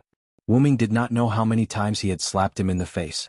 Wu-Ming did not want the sky iron sword, but King Yusef insisted on giving it to Wu-Ming. Wu-Ming had no choice but to accept it. Due to his identity as a knight, Wu-Ming's spear was not very suitable for him to use. Thus, he decided to forge this outer sky mysterious iron sword into a powerful sword. When talking about the sword, it was natural to talk about the armor. After talking about the armor, Wu-Ming was surprised to find that the armor on his body had completely changed after he was teleported. It became silver and shiny, completely unlike the shabby gray armor before. Wu-Ming carefully checked it. In addition to becoming brand new, the unclear text in the collar had disappeared. Speaking of which, Wu-Ming wanted to see what was erased later. Because Wu-Ming wore a bright white armor with a dragon-like helmet, and Wu-Ming looked like a violent silver dragon in battle, Wu-Ming was called the British Silver Dragon by the people. Because Merlin thought that Wu-Ming was not suitable for this era, Merlin gave Wu-Ming a name that was biased towards this era, Villo. British Silver Dragon, Villo. For the problem of the name, Wu-Ming was already too tired to complain. Silver Dragon. Why do the people I meet always like to give me strange names? Wu-Ming said helplessly. To be honest, the two words silver dragon always gave him a strange feeling. During this period, Wu Ming learned about the plan of King Yusef and Merlin. Because the Roman Empire was invaded by foreign enemies, it was showing signs of decline and division. The British Isles, which were once the territory of the Roman Empire, fell into a state of internal strife. A few years ago, King Yusef defeated King Fudikin. King Yusef knew that he would not live for long, so he set up a foreshadowing early. He placed his hopes on the next generation of king, and his royal magician Merlin planned to create a new king who was born above mortals. They combined the blood of the British king, the ideology of Britain as the Red Dragon, and the noble female blood to perfectly integrate the two to create a mother fetus. In this way, the legendary King Arthur, Artoria Pendragon, was quietly born. He entrusted Artoria to a trusted noble knight and let the noble knight raise King Yusef's child, which was King Arthur. During this period, Merlin would teach King Arthur all kinds of knowledge and fighting abilities to become a king in the dream. Finally, when King Yusef died, it was the time for the new king, King Arthur, to lead the people. Wu Ming's character was to train and help King Arthur until King Arthur became a real king and no longer needed him. This was undoubtedly inconsistent with the historical story that Wu Ming learned. What made Wu Ming speechless was that the King of Knights, King Arthur, was actually a woman. This made Wu Ming, who had just learned about the plan, shocked. In the beginning, Wu Ming did not care about King Arthur. After a while, Wu Ming met King Arthur in the forest and showed his superb skills. From then on, Wu Ming had another brother, sister. Because Merlin was responsible for teaching King Arthur the ability to fight and be a king, therefore Wu Ming basically had nothing to do except protect Britain when there was war or when there was an invasion of magical beasts. For a pure girl, Wu Ming decided that it was necessary for him to accompany King Arthur more and let him enjoy the joy of being a girl before he became a king. Chapter 11. In a forest, a young man-girl, with a slightly neutral appearance, was training his thin and small body in the forest. Leah, the teenager girl, stumbled and almost fell. "Please don't call me that, Vi," the teenager girl said with a slightly red face. Leah, you've grown up. The little girl who used to follow me and call me brother has grown up." Wu Ming appeared behind Leah with a strange voice. Leah looked at Wu Ming angrily. All right. I haven't taken you out to play for a long time. I've specially asked for leave to accompany you today," Wu Ming said with a smile. Leah did not say anything. She looked at Wu Ming's eyes, wanting to say something but hesitated. "What's wrong, Leah?" "My Leah is not the kind of person who is indecisive." Leah's face turned slightly red again because of the words my. "Vi, I want to continue training today, so let's postpone the trip for now," Leah said with a slight nervousness. "Understood. Come back early tonight. Merlin and I have something to tell you." Wu Ming touched Leah's head again. To be honest, he loved that blonde hair so much that he could not put it down. "Got it? Also, don't touch my head," Leah said with a red face. Ever since Leah was chosen by the British Silver Dragon, Leah moved out of her original home and lived in Wiz's house. Of course, this was Wu Ming's request. To put it nicely, it was to nurture an excellent knight. After saying goodbye to Leah, Wu Ming began to move northwest of Camelot. Finally, he walked to a mountain wall. Wu Ming raised his hand and drew a few runes in the air. The mountain wall in front of him rippled and revealed the entrance of a cave. Wu Ming walked in without hesitation. "I wonder how the sword is being forged. Is Merlin reliable?" Wu Ming said as he walked. "I'm so sad, Vi. Are you that pessimistic?" A charming male voice was heard. Because it was dark in the cave, the person's face could not be seen clearly. "My fists are thirsty." Wu Ming raised his armored arm. Wait, don't slap my face for no reason." The man's voice was flustered and panicked. "I'm kidding. Why are you so nervous, Merlin?" Wu Ming said with a smile and lowered his fist. "You mischievous fellow. Do you think I won't tell Leah your true colors?" A young man wearing a white robe and a wooden staff walked out of the shadows. This person was the great wizard Merlin who had summoned Wu Ming 10 years ago.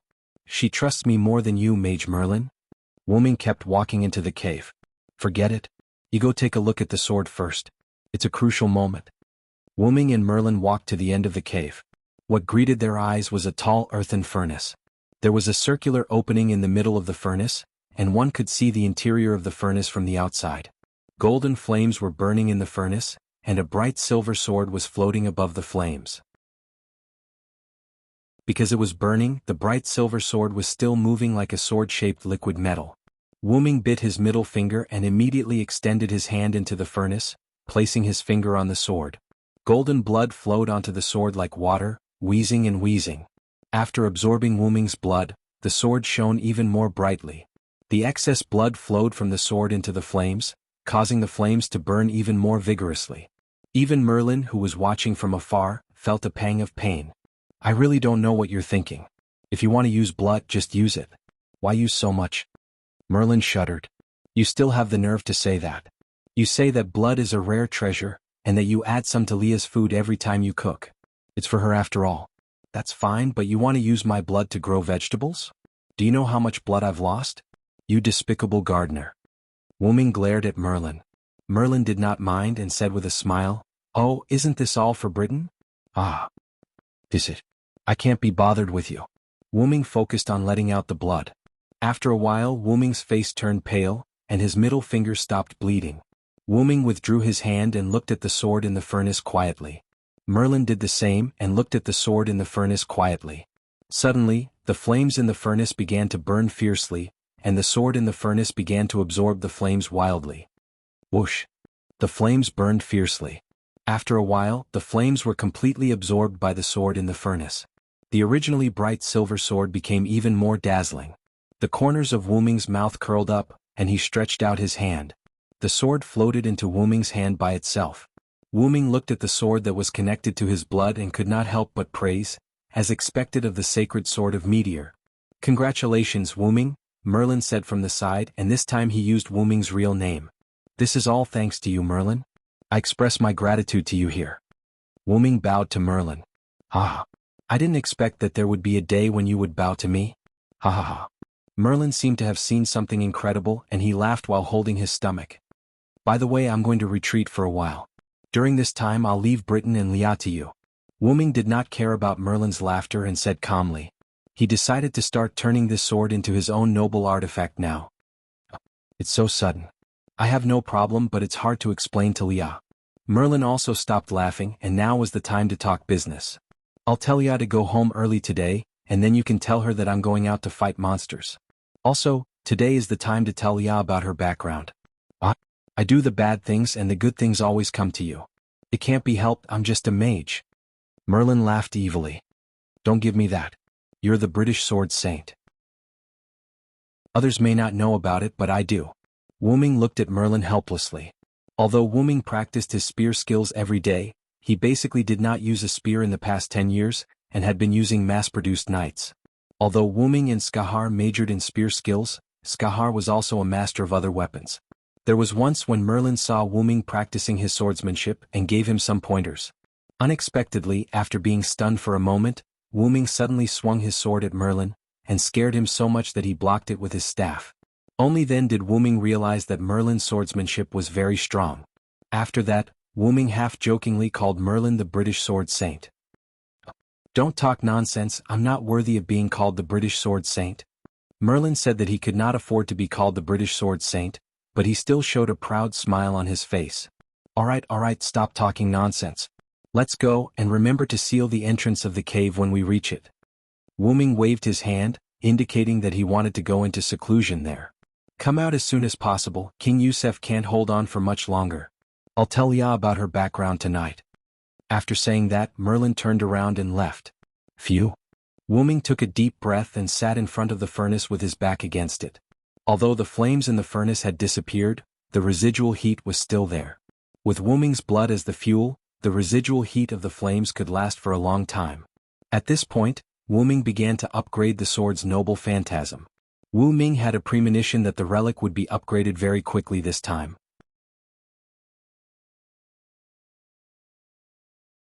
Chapter 12. Wu Ming and Lia played crazily for the whole day, forgetting the time. When they came back to their senses, it was already sunset. Let's go, Lia. I'll personally cook today and make you a delicious meal.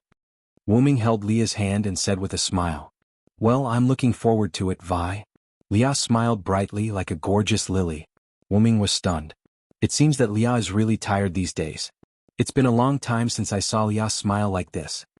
After returning home, Wu Ming made a sumptuous dinner for Lia under Merlin's resentful gaze. After eating with Lia, Leah asked to practice her swordsmanship and went to the backyard of the house. Wuming asked Merlin as he cleaned up the dishes. "What's going on with King Yusef? Did he ask you to do this?" Although it was a question, Wuming used an affirmative tone. Merlin sat on the wooden chair in front of the dining table and said without changing his expression, "Yes. Of course King Yusef wanted it. When he knew that you had been in seclusion for nearly 3 months and had not come out, he decisively cut off the magic that I set up for him to maintain his life. He used the reason that, since the legendary dragon could not protect my people and my land, then my descendants will protect them, to forcibly cut off the magic, and then he died suddenly." Merlin sighed. It was obvious that King Yusef wanted to do this from the beginning. If it were not for Wuming doing a good job these years, King Yusef would have cut off the magic that maintained his life earlier. Wuming put the washed dishes in the kitchen and sat opposite Merlin. "Since I have made a contract with him, then I have a certain responsibility for his death. I will be responsible for Leah's coronation." Although Wuming had lived in modern human society for more than 10 years, it did not mean that he had become like a human. As the great origin dragon, Wuming did not want to break his promise. Even if he broke his promise because of an accident, Wuming would try his best to make up for it, not to mention that this was not breaking his promise. As expected of the legendary dragon, my dear friend, Wuming. In fact, Merlin hated humans. Therefore, for Merlin, Wuming, whose bloodline was the origin dragon, was a very good friend. As for the reason why Merlin hated humans, Wuming did not know. If Merlin did not say it, he would not ask. As for why Merlin would help King Yusef and teach King Arthur, Wuming did not know. "When is the sword in the stone sword drawing ceremony?" Wuming asked. 3 days later. Finally, the new king is going to ascend the throne. This country in the end still has to rely on themselves to save it. Wuming sighed. Strictly speaking, Wuming and Merlin were not citizens of this country. Merlin had the highest level of magicians, clairvoyance, and he had long seen the destruction of King Arthur's dynasty.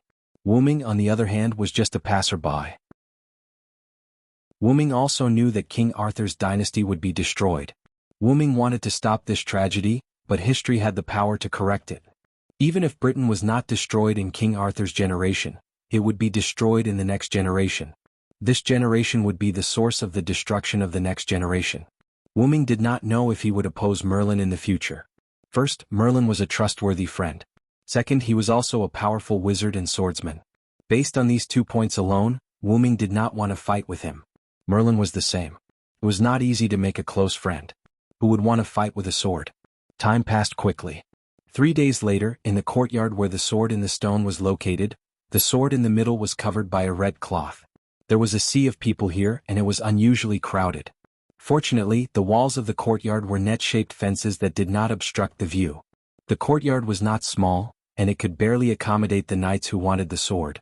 Of course, there were people outside the fences. After all, the king's selection ceremony was very important. When everyone arrived, Merlin, who had been wearing the same clothes, appeared. He lifted the red cloth covering the sword in the stone, and the sword in the stone appeared in front of everyone's eyes. It was a very beautiful sword. Compared to a weapon, it was more like an ornament, a sword that the king did not need to fight. However, this sword was far from that simple. The sword was inserted into a square stone. Around the stone were written, "Whoever pulls out this sword and is born here is the king." The sword was also engraved with the inscription, "Only the king can take the sword in the stone." It meant that only the king can pull out the sword in the stone. As the British silver dragon who had the most children after King Yusuf, Wuming was the first to step forward and pull out the sword. Wuming knew that he could pull it out. After all, this sword was enchanted by Merlin. Wuming could still pull it out if he wanted to. Because it was just a formality, Wuming stepped forward and gently grasped the sword. He then let go and said with a smile, "Haha, it seems that I can't pull it out." The nobles were obviously relieved. Compared to the British silver dragon in front of them, they would prefer someone else to be the king. After all, Wuming had been at odds with these nobles for many years. However, the commoners and some of the knights were a little disappointed. Next, one by one, the knights stepped forward to pull out their swords. Some of them knew their limits and tried to pull out their swords lightly. Knowing that they couldn't pull it out, they stopped. Some of them hugged their swords tightly until their faces turned pale. Only then did they walk away unwillingly. Wuming saw all of this. He vaguely remembered the faces of those who didn't want to pull out the sword. He was going to recruit these people into the new order of knights. Since Wuming became a knight, Wu Ming had always believed that character was more important than strength. Not long after, almost all of the knights had pulled out their swords. There was only one special knight left, and that was Artoria, who was disguised as a man. Because to become a noble knight, one had to be an adult, and Artoria was obviously underage. For this reason, Wu Ming specially applied for a knight title for Artoria. Artoria also passed the test to become a knight, but the nobles still refused to let go because she was not old enough. As a result, Artoria was given a special knight title and became a special knight. Therefore, the commoners began to ask for a new king. Some wanted to use force to determine the winner, while others wanted Wu Ming to be the new king. This was what most people were shouting for. The nobles were instantly unhappy and immediately objected. What a joke. What was the difference between the two? Everyone knew that the British Silver Dragon was now the most powerful knight in Britain. Even King Yusuf might not be able to defeat the British Silver Dragon in force. Of course, for Wu Ming, who was gradually awakening the bloodline of the Root Dragon and had greatly improved his physical magic power, if a human could still defeat him, then he should find a piece of tofu and kill himself. Even if it was Cuculin, Wu Ming estimated that he could defeat him now. After all, Wu Ming had obtained the second noble phantasm. At this moment, no one was optimistic about the last night. After all, in the eyes of many who did not know the truth, Artoria became a knight because of the British Silver Dragon Villo. Just as the nobles were loudly objecting to using force to elect a new king, Artoria stood in front of the sword in the stone. She heard a voice. It was Merlin's voice. Before you pick up that thing, it's better to think carefully. Once you pick up that sword, you will no longer be a human until the end. You will be hated by all humans and you will eventually meet a tragic death. Artoria looked at Wu Ming. She found that Wu Ming's eyes were full of support and trust. Then she resolutely reached out and grabbed the sword in the stone. She pulled hard, clang, the sound of the sword being unsheathed echoed throughout the sky. At this moment, everyone, whether they were commoners or nobles, was silent. The commoners' eyes were full of hope, while the nobles' faces were full of confusion. Greetings, King. The commoners and nobles were startled by the voice and looked at the source of the voice. Wu Ming knelt on one knee in front of Artoria. Obviously he was greeting the new king. Then almost all the knights followed suit and knelt down on one knee. Greetings, King. The voices of the knights were united and resounded through the sky. When the commoners saw this, they hesitated for a moment. Then they followed suit and knelt down shouting, Greetings, King. The nobles clearly wanted to quibble about something. Wu Ming did not even look at them and shouted again. Greetings, King. This time Wu Ming's wooming was mixed with magic. His voice rang in almost everyone's ears. The knights and commoners shouted together. Greetings, King. Greetings, King. Greetings, King. This voice did not stop for a long time. The nobles looked at Artoria, who was holding the sword of the stone high in the sun. The nobles were influenced by the people and the knights. The knights and commoners also shouted together. However, the nobles' voices were still a little unsatisfied. Greetings, King. Wu Ming looked at Artoria, who was surrounded by the sunlight and the commoners, and muttered, King Arthur, Artoria Pendragon. A new king is born.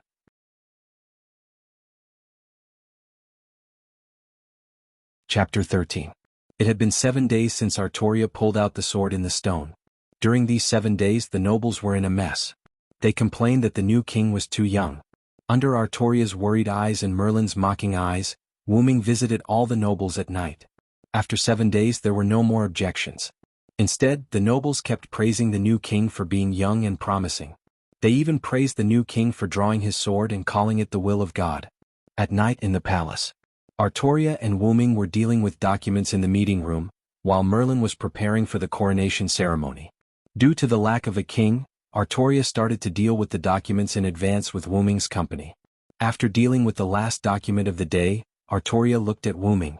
Wu Ming was also dealing with the last document. Artoria stared at Wu Ming, who was working on the documents in a daze. A strange light appeared in her eyes.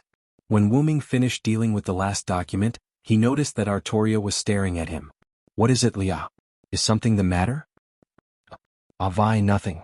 I just want to know how you convinced the nobles. Merlin told me that the nobles are very difficult to deal with, Artoria asked with a red face. Oh, you're talking about those nobles? It's very simple.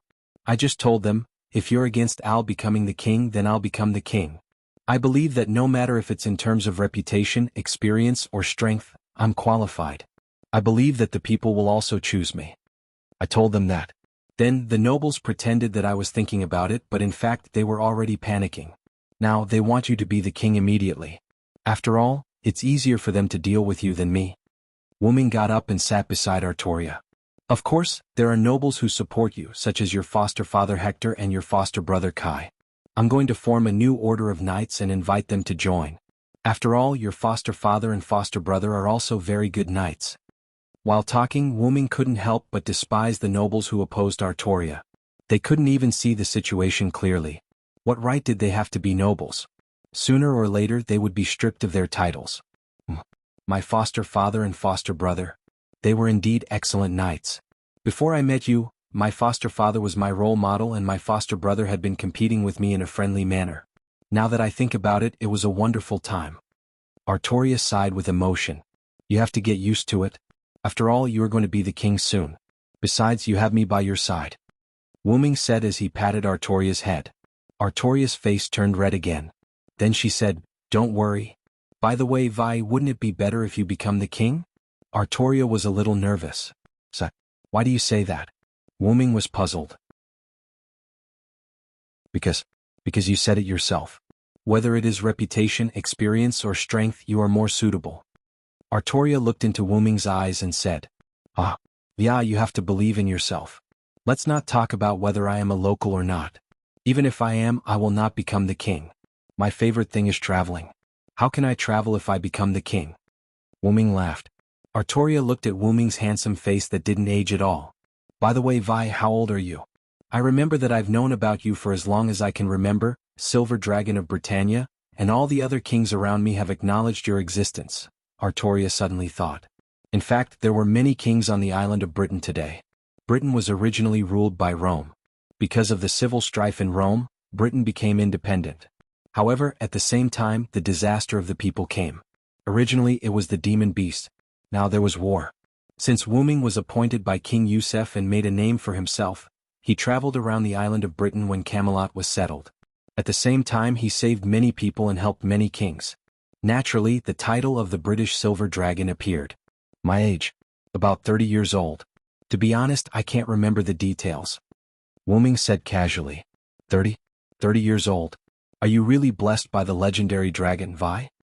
Artoria sighed in amazement. Wuming was laughing in his heart. Merlin once told the public that the British silver dragon Vilo Sarensfeld was a warrior blessed by the legendary dragon. He was also the knight of the king of Camelot who was guided by the legendary dragon. When he heard Merlin's words, Wuming was stunned. Wasn't the legendary dragon himself? When he came back to his senses, he immediately gave Merlin a punch. Thanks to this, Wuming's appearance did not change in the past 10 years. No one doubted it. Coupled with Wuming's kind temperament and powerful strength, the people of Camelot were very happy. Even the kings who were on good terms with Camelot would ask Wuming to help if they could not deal with the demon beasts. Of course, this was under the premise that King Yusef agreed. In fact, after King Yusef's death, many kings sent people to find Wuming in private. They wanted to recruit Wuming to their country. Of course, there were some before, but it was not obvious. Now, there were all kinds of temptations. If money did not work, they would use treasures. If treasures did not work, they would use weapons. If weapons did not work, they would use titles. If titles did not work, they would use beauties. Some even brought up their own sisters, daughters, and granddaughters. For the kings who gave Wuming a good impression, Wuming politely rejected them. As for the kings who Wuming hated, Wuming did not even care about them. Okay, don't think so much. Even if I am a warrior blessed by the legendary dragon, I am still your knight. I promise I will always be with you, my king. Your Majesty. Wuming smiled and his handsome face made Artoria dazed. When she came back to her senses, Artoria lowered her head and said with a red face, Okay, the documents are done. Let's go home. Early to bed early is good for health. You told me that. Artoria pushed Wuming. Realizing the problem, Wuming smiled bitterly and thought, why did I find that I became better looking before? Is this the benefit of the awakening of the origin dragon? By the way, Lia, what's wrong? When you become a king, call yourself the British Red Dragon. Oh, British? Red Dragon. Yes, we are the British Red Dragon and White Dragon. A pair. Let's talk about it later. Okay, don't push me. Alia, why is your face so red? Are you sick? No. Okay, let's go home and sleep. Yes, yes, yes. The moonlight came out from the dark clouds, illuminating the path of the man and woman.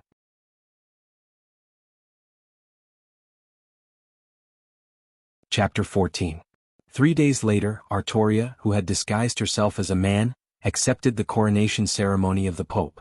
To be honest, Wuming was disgusted by the coronation ceremony. After all, as a king he had to let a believer be crowned. Well, although the West had always been like this, Wuming was not interested in gods.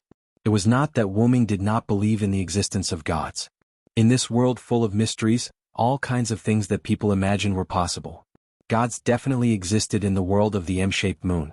Even in the ordinary world that Wuming lived in, who could guarantee that there were no gods before? After the coronation ceremony, Wuming did not leave immediately. After all, as the symbol of Camello, Wuming still had to greet the ambassadors sent by the kings. This was the legendary diplomacy. After the ambassadors left, Wuming sat in the hall of the palace and let out a long sigh. Sigh, Wei, are you all right? You look like you're having a hard time, Artoria asked Wuming. As a king, she had to greet the ambassadors together with Wuming. I'm fine. I'm just not used to being a politician, Wuming said lazily. Politician? You have invented a very good word for it, Vi, Artoria said, reading Wuming's modern language carefully and admiringly. Wow. Actually, someone taught me this term. Wuming said a bit awkwardly. By the way, about the night order I mentioned, have you thought about it? Wuming asked. Well, I think it's good. We can do it, Artoria said seriously. No, the recruitment of the night order must be strict. Ability is not the most important thing. Character is the most important. Artoria raised her young face and looked at Wuming. Don't worry. I've thought about it. In the end, you will be the final judge. Wuming touched Artoria's face and said, Is that so? Why are you touching my face? Artoria asked with a red face. To be honest, every time Wuming touched her body, Artoria would blush. Sometimes it was slightly red and sometimes it was as red as a monkey's butt. Because when I think that the owner of such a young face has to shoulder the burden of the whole country, I feel that God is unfair. Wuming's eyes were filled with pity. After saying that, Artoria's face was no longer red. And Artoria were both silent. When I knew that I was going to be a king, I was very scared. Artoria paused and continued, Merlin told me that I was born to be a king. Ever since I could remember, he had been teaching me everything that a king should have. During the day I kept practicing. At night, Merlin taught me magic in my dreams. Slowly I got tired of it. Wuming's hand stopped touching Artoria's face. Because I was scared. The more I learned, the more I felt that I was not capable enough. I was scared that I could not become the king that Merlin and the people expected until what? Until I met you. Artoria looked into Wuming's eyes. Her emerald eyes were filled with emotions. Ever since I could remember, I knew the story of the Silver Dragon of Britain. As a knight, he was very good. He was noble, powerful, smart, and kind. Everyone in Camelot praised him. Slowly, I started to work hard to become the Silver Dragon of Britain. Wuming put down his hand and listened to Artoria carefully. Back then, you met me in the forest where I often practiced. You said that you wanted to take me as your squire. I was so happy that I moved out of my foster father's house and moved to your house. Artoria lowered her head and smiled. A few years later, when I learned about your relationship with Merlin, I realized that the encounter in the forest could have been arranged. But I was still very happy. Because of you, Merlin had to slow down my training. Because of you, I was able to taste the joy of being a young girl. Because of you, I was able to feel your love. Finally, because of you, I got the motivation to become a king. Artoria raised her head and looked at Wuming again. She was about to throw herself into his arms. Artoria's mouth opened slightly. Wuming's pupils shrunk. He was a little surprised. If he was not mistaken, the last sentence, which was so weak that he almost did not hear it clearly, was, Wuming did not move, but his eyes kept darting around. Wuming did not expect that Artoria would have so many thoughts. Wuming thought about it carefully and understood. A young girl was told that she had to bear a heavy burden since she was born. Coincidentally, there was a perfect and handsome idol who was shouldering the burden of a young girl. After a deliberately arranged encounter, the young girl and the idol met and spent more than 10 years together. During these years, the idol took care of the young girl in every possible way. The young girl was very happy and gradually fell in love with the idol. When the young girl officially accepted the burden, the young girl confessed everything to the idol. Wuming now felt that Artoria's current situation was caused by him. A girl's heart is so mysterious, Wu Ming thought. Artoria looked at Wu Ming, who did not want to hug her. She lowered her head and her face was a little pale. Artoria stood up and said, "Well, I have something to do. Wu Ming hugged Artoria, who was already petite, in his arms. Artoria was a little stunned at first, but when she realized what was going on, she hugged Wu Ming tightly. Artoria's face was pressed against Wu Ming's chest, which was not wearing armor. She listened to the strong and powerful heartbeat of the king and smiled. "Yeah, I'm sorry," Wu Ming said. Artoria, who was in his arms, was stunned. "I can't promise that I can be with you until the end, but I will try my best to be with you until the end. This is the biggest promise I can give you." Wu Ming signed a contract with King Yusef. As long as Wu Ming fulfilled the contract, he would be freed. As a person who did not belong to this era, Wu Ming would most likely return to his era after he was freed. This was what Merlin told Wu Ming. Wu Ming immediately told Artoria his concern. Maybe it was because she trusted Wu Ming or because she learned from Merlin. Artoria did not change her expression. She just said lightly, "It's enough." The two of them hugged each other and blended together.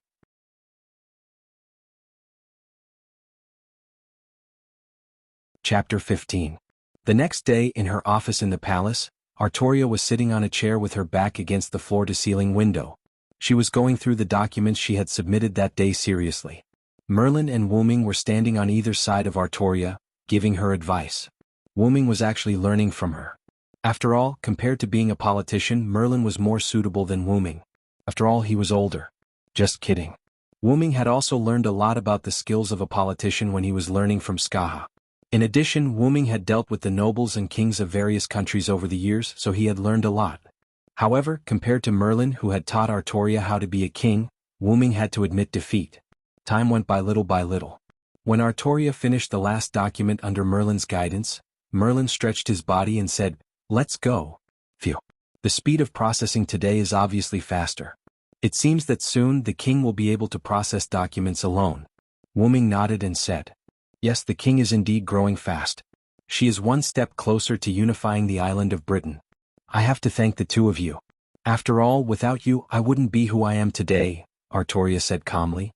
Since last night, Wu Ming and Artoria had agreed that one would live as the king, and the other would continue to live as the king's knight. This led to the separation of superior and subordinate in the palace office. "By the way, it's getting late. It's time for dinner." Artoria clenched her right fist and punched the palm of her left hand. Hearing this, Wu Ming and Merlin were speechless. Wu Ming looked at Merlin and said with his eyes, "Why didn't I realize that the king has such a big appetite before?" Merlin also looked at Wu Ming. Maybe it's because I pulled out the sword in the stone, maybe." Artoria had already walked to the door. She turned around and asked, "What's wrong?" "Villo Merlin, it's time to eat. Let's go or we won't have enough time." "You've eaten so much, it'd be strange if you had enough time." Wu Ming and Merlin shouted in their hearts. Okay. Coming. The dividing line of rice. After the meal, Merlin said, "I'm going to guide my new student." Then he left the palace. According to Wu Ming's understanding, Merlin's new student was the daughter of a noble. Other than his face that made him want to Wu Ming from time to time, Merlin's only flaw was that he liked to hook up with little girls. Is that so? I believe that if it's you, you should be able to guide that student well. This was the king who did not know the truth. Okay, my king. Let's not talk about Merlin for now. What do you think about the new knight order that I mentioned earlier? Wu Ming laughed to divert the king's attention. I think it's a good name. Right, how about we call it the Knights of the Round Table? Artoria blushed and said. My king, did you think of this name after seeing the round table that we ate at just now? The more Wu Ming thought about it, the more likely it seemed. The famous Knights of the Round Table had a name just because of a meal? How could that be? Right, I just remembered the round stone table that my foster father gave me a few days ago. My foster father meant that I could use that big table for meetings in the future. I thought that since we're using a round table, why don't we call it the Knights of the Round Table? Artoria looked like she was taking responsibility and did not want to eat any more. Okay, my king. I'll trust you this time. But that table is okay when there are not many people. It's a bit small when there are too many people. Well, we can build a big round table in the future. We'll use this one first. Artoria blushed. Yes, Lia is the best. Wu Ming patted Artoria's head again. Sup? Didn't you say that we have to maintain the relationship between a king and a knight? Why are you like this? Artoria cried. Didn't you say that we don't have to maintain the relationship between a king and a knight when there's no one around? Sure enough, it's more comfortable this way. I'm not used to being a loyal knight. Wuming stretched and said. You're just Leah's lover. I'm the king now, not Leah. Please respect me. Artoria's face was full of shame and anger. Is that so, my king? Wuming smirked. Wait. What are you doing? Wait. Ugh. Seeing Wuming's face getting closer and closer, Artoria panicked. Finally, the two faces met. Artoria's eyes widened. She couldn't believe that her first kiss was gone just like that. Wuming only kissed her lightly and left immediately. What do you think, my king? I respect you very much. Wuming continued to smirk. In the end, Wuming was still moved by the young girl in front of him who he had watched grow up. Although it was somewhat difficult to say it out loud as he was almost 30 years old, it didn't matter. Anyway, as the root dragon of the long-lived species, Wuming wasn't even a baby at 30 years old. Besides, Wuming wasn't the kind of person who procrastinated. If he liked someone, he would want to be together. Of course, Maeve's situation was special. Wuming only treated Maeve as a little sister who lacked love. Alright, let's get down to business.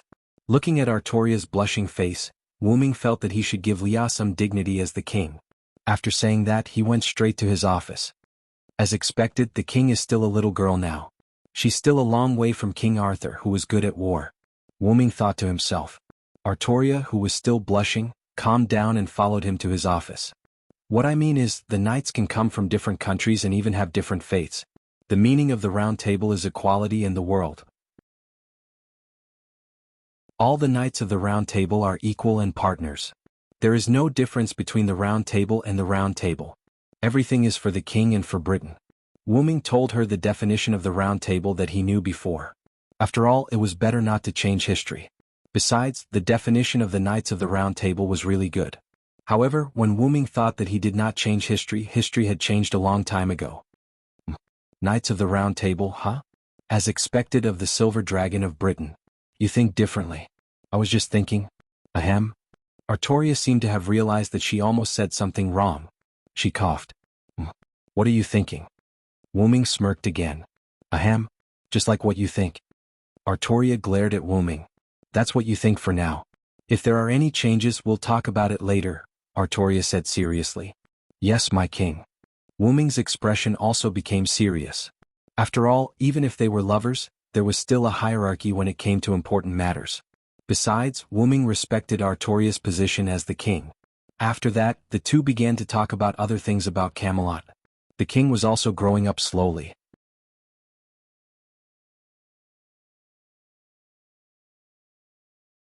Chapter 16. The banquet lasted until nightfall. After everyone left, Wuming asked the maids to leave and helped the drunk Artoria to her room. You said you can't drink anymore. You must be drunk. Wuming sighed. Artoria saw that it was Wuming who was helping her, so she leaned her body against him. In the end, it was Wuming who was holding Artoria in his arms and moving forward little by little. I didn't drink that much. I'm so tired. What? My head hurts. Artoria rubbed her head against Wuming's chest. Was it because Wuming didn't wear his silver armor today? Wuming shook his head. Wuming waved his hand and a few lune runes appeared. Wuming put his hand on Artoria's forehead. Do you feel better, Leah? Wuming used the lune rune to purify her. Much better. Artoria opened her drunken eyes. At this moment, there was only sobriety in her eyes. By the way, Vi, did you secretly use the lune rune on yourself? How come you're fine after drinking so much? Artoria looked at Wuming angrily. Wuming laughed and patted Artoria's head. Now that's an adult, little Leah. I'm the king. Don't hit my head. Yes. As they were talking, Wuming and Artoria arrived at Artoria's room. Let's go in, Leah. I've talked to Wire. You just need to talk to her. Why are you calling her Wire? You sound so close. Seeing that Artoria was angry again, Wuming patted his face and laughed. She promised to keep it a secret for you. Alright, don't be jealous. Let's go in. I'll stay here tonight. What's wrong, Vi? Is something going to happen? Artoria asked seriously. Nothing. I'm just worried that some maids or knights might come by and eavesdrop on us. Of course it was a lie. What really worried Wuming was Morgan Leafy. He was worried that the woman would do something on Artoria's wedding night. Just in case, Wu Ming decided to stay at the door. All right, but if anything happens you have to call me, Artoria said. Artoria said worriedly.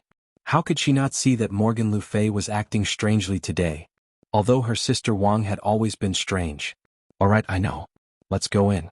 Tomorrow is the first meeting of the Knights of the Round Table. Wu Ming pushed Artoria into the room. After closing the door, Wu Ming quickly moved his hands in the air. Lines of Lune runes appeared in the air. Then, a large number of Lune runes were attached to the walls of Artoria's room. The whole room was sealed, including the windows. Phew. Wu Ming took a deep breath and took out the armor from the Lune rune. He put it on with magic. However, he did not wear a helmet.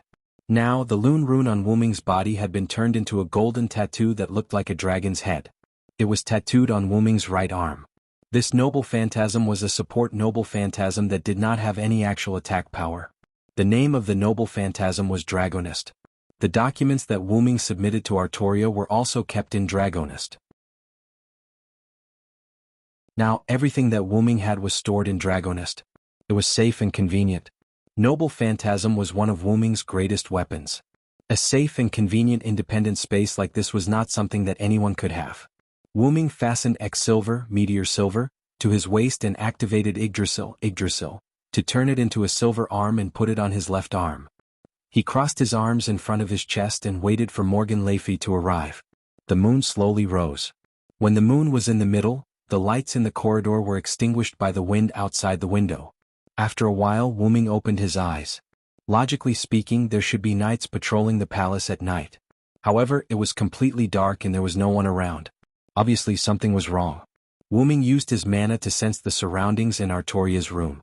He could not sense anyone in the room or around him. Wu Ming also sensed the strange atmosphere around him. Illusion. Wu Ming was shocked. How could I be affected by an illusion? This is not the era of the gods. There shouldn't be any illusions that work on me. Wu Ming closed his eyes and used his own mana to stimulate the power of the will in his mind. Ugh. Wu Ming groaned and opened his eyes. The scene in front of him changed back to the previous corridor. The lights were not blown out and were still burning. However, there was an additional figure in front of Wu Ming. Your Highness Morgan Le Fay, what brings you here so late at night? Wu Ming wiped the golden blood from the corner of his mouth. He also used his mana to check Artoria and Guinevere's room. Oh, I see that Mr. Villo is still guarding the king and queen's room. I was worried that you might be lonely, so I came to see you. Morgan Le Fay smiled. I'm fine. If you don't have anything else to say, you should go to bed early. Wu Ming said calmly. All right, Mr. Villo. I'll take my leave now. Good night. Morgan turned around and left. Wu Ming watched Morgan Le Fay's figure disappear around the corner of the corridor. Wu Ming did not expect Morgan to leave. Of course, Wu Ming did not believe that she was here to visit him. That woman would not do something so boring. After checking Artoria and Guinevere's condition, Wu Ming pulled himself together and started his night watch again. It seems that I have to find a way to train and use my mental power in the future.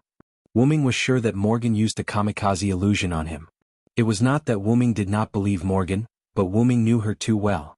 The person who knows you best is your opponent. This sentence was not without reason. Wu Ming guessed that Morgan might have used a kamikaze magic tool. Not to mention that kamikaze magic was lost. Even if it was, Morgan Le Fay could not. No, with her talent, it's not impossible for her to learn one or two kamikaze magic. Wu Ming rubbed his chin and thought. I just don't know what he did tonight. I just don't know if Mordred will be born. Morgan did not succeed in meeting King Arthur. Wu Ming was sure of this because even if she used spatial magic, the Lune rune would react. Wu Ming used the 18 primordial lune. Wu Ming did not believe that Morgan could avoid the primordial lune's magic. Forget it. I'll deal with whatever comes my way. I'll just take it one step at a time. Slowly the sun rose.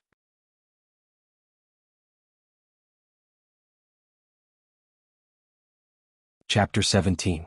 Not long after the sun rose, Artoria pushed open the door to her room. Queen Guinevere came out with her. Villo, did anything happen last night? Although it was a question, Artoria asked with certainty. Obviously, Artoria trusted Wu Ming. She believed that even if something happened, he would be able to handle it. I'm fine. It was a peaceful night. Wu Ming shook his head. Although he did not sleep last night, Wu Ming was fine. Well, since it's daytime, why don't you take a nap, Lord Villo? Guinevere asked from behind Artoria. That's right, Villo. You should take a nap to avoid any mistakes at work. Artoria was also concerned. It's fine. When I was traveling, I didn't sleep for 3 days and 3 nights. One night is nothing. Wuming shook his head. To be honest, Wuming once found a giant egg by accident. After eating it, he was chased by a monster for 3 days and 3 nights. The egg was the monster's child. In the end, Wuming had to jump off a cliff and stay in the water for half a day before he was able to escape the monster's pursuit. Now that I think about it, it was really dangerous. Wuming mumbled. What? Artoria was confused. Nothing. Alright, let's go eat. The chef should have made breakfast. After breakfast, we still have the first nights of the round table meeting. Wuming quickly covered it up. You're right. Let's go, Guinevere, Artoria said to Guinevere, who was behind her. Yes, my king. Guinevere smiled. The moment he smiled, Wuming and Artoria were stunned for a second. Then they realized what was going on. Guinevere, you're so beautiful. Artoria's face blushed as she complimented. This made Wuming stunned. Could it be that Artoria wanted to turn the act into reality and become a lesbian? However, what Artoria said next made Wuming lose his composure. No wonder the villa was so infatuated. This time, Guinevere didn't say anything. He just looked at Wuming with a slightly red face. Cough, let's go and eat. It won't taste good if it gets cold, Wuming said immediately. Oh, let's eat. Don't let the food get cold. Artoria's eyes lit up. She wanted to go to the dining room immediately. Wuming smiled helplessly and dragged Guinevere to follow her. After dinner, Artoria went to prepare for the meeting. She asked Wuming to escort Guinevere to the library of the palace. It was Guinevere's request. According to Guinevere, she had loved to read since she was young. She had basically read all the books in Liao Dequan's territory. After arranging 2 maids for Guinevere, Wuming went to the round table conference room.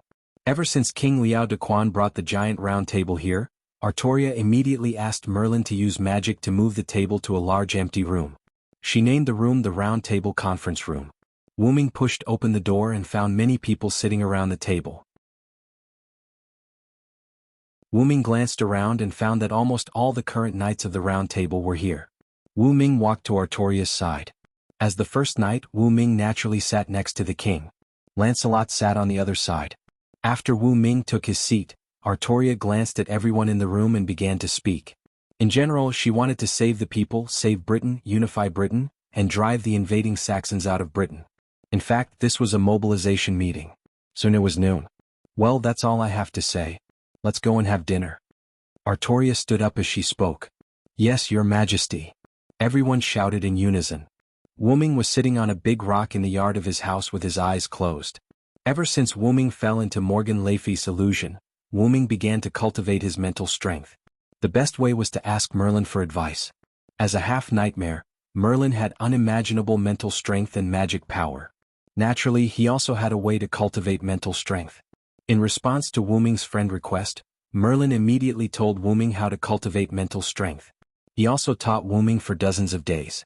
Now, Wuming was cultivating his mental strength. A strange wave was emitted from Wuming's body.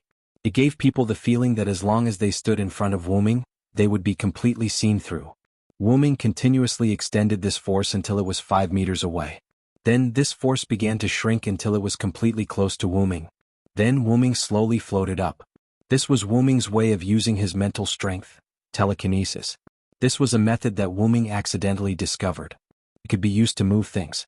Because Wuming's mental strength was more solid than Merlin's, Merlin suggested that he try to develop telekinesis. It could also strengthen his mental strength and increase his resistance to illusions. Because his mental strength was unusually solid, Wuming's telekinesis was more suitable than other people's. Bam bam, a knock came from the door. Wuming slowly landed on the rock and opened his eyes. Come in. The one who walked in was a knight with a resolute expression. Oh, it's Guy. Is my king looking for me? Wuming asked when he saw the person. Yes, Sir Villo. My king is looking for you. It's about the war. Ever since Guy joined the Knights of the Round Table, he was dragged to the palace by Wuming to be the palace's butler. According to Wuming's understanding, Guy was an excellent knight in all aspects except for his inability to control his mouth. Got it? I'll be right there. Wuming jumped off the rock and walked to the door. Guy wanted to move to the side to let Wuming walk in front. Wuming patted Guy's shoulder and said, I told you to just call me Villo in the future. Don't call me sir. Why are you, Gawain, Aguin, and the others so stubborn? Wu-ming said earnestly. Please forgive me, Sir Villo. I will change in the future. Gawain and the others have said that dozens of times. Forget it. You can call me whatever you like. Wu-ming shook his head and said helplessly. Guy also smiled faintly. After that, Wu-ming and Guy went to Artoria's office. To be honest, because of magic, the current Britain was very similar to 1,000 years in the future in many aspects. For example, this office had floor-to-ceiling windows, colored silk, mahogany desk, mahogany bookshelf and marble floor. Wu-ming switched to straw paper when he came to Britain not long ago, replacing the parchment paper. While Wu-ming was sighing, Artoria spoke. Wu-ming, I'm going to conquer the Saxons in the north of Britain immediately. Artoria's expression was not very good. Did something happen? Wu-ming asked. Take a look at this. Wu-ming took the straw paper from Artoria. The more Wu-ming read, the worse his expression became. Although it was not as bad as Artoria's, it was still very serious. It's up to you, my king. Wu-ming read the paper and handed it to Guy, who was standing on the side. Wu-ming's words meant that he agreed. Guy passed down the order. Gather the whole army. The target is Fort Decrez in the north of Britain. Guy, who had finished reading the paper, received the order with a gloomy expression. Yes, my king.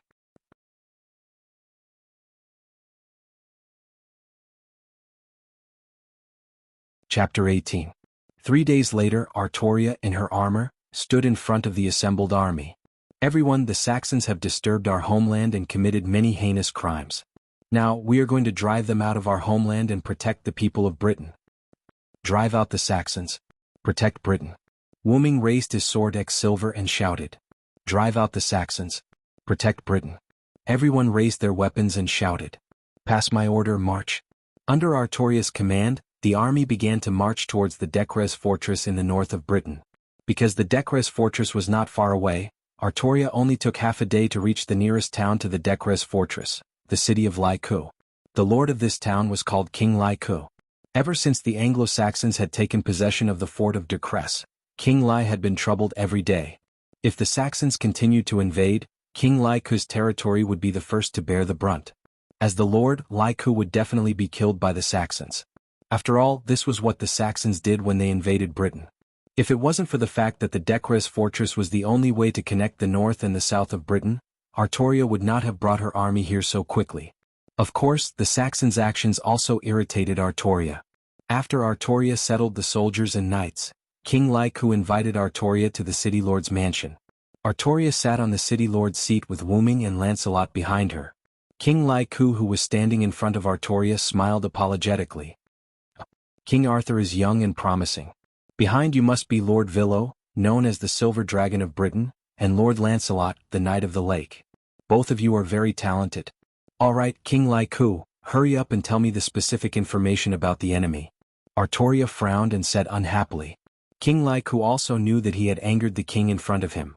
Considering that he still needed the king's help to deal with the Saxons, he began to explain the information about the enemy. After all, the information Artoria received was not complete. She still needed information from the local tyrant to supplement. Before Lai Ku could finish his story, Artoria suddenly yelled at him. Get to the point. Artoria's shout scared King Lai Ku. After all, Artoria had the blood of the red dragon, so her aura was a lot stronger than the others. Wu-ming shook his head in his heart. Lai Ku Wang's words were really nonsense. He was actually telling the information from the beginning like he was telling a story. Moments later, Artoria left the mansion with Wu-ming and Lancelot, leaving behind Lai Ku Wang, who was in shock. After returning to the camp, Artoria summoned the knights and began the first pre-war meeting. Of the enemy? Calm Artoria Ku of the Decrez fortress.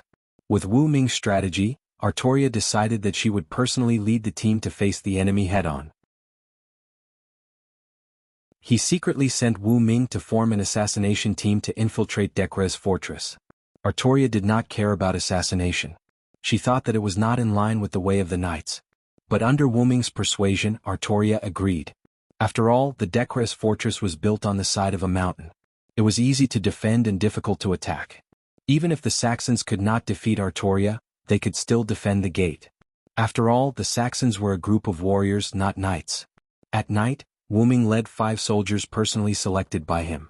They were all experienced assassins. With the help of Wu-ming's Lune Rune, they entered the Decrez fortress through the cliff next to it. Although the Decres fortress was called a fortress, it was actually a town. It was just that the walls of the town were very strong. When Wu Ming and the others saw the miserable state of the Decres fortress, the 5 soldiers immediately lost their composure. On the wide streets, not a single resident could be seen. The barbaric figures of the Saxons were everywhere, and large amounts of blood could be seen on the ground. There were even cases where the Saxons would drag people out of their homes and assault them, all because the Saxons were in a bad mood.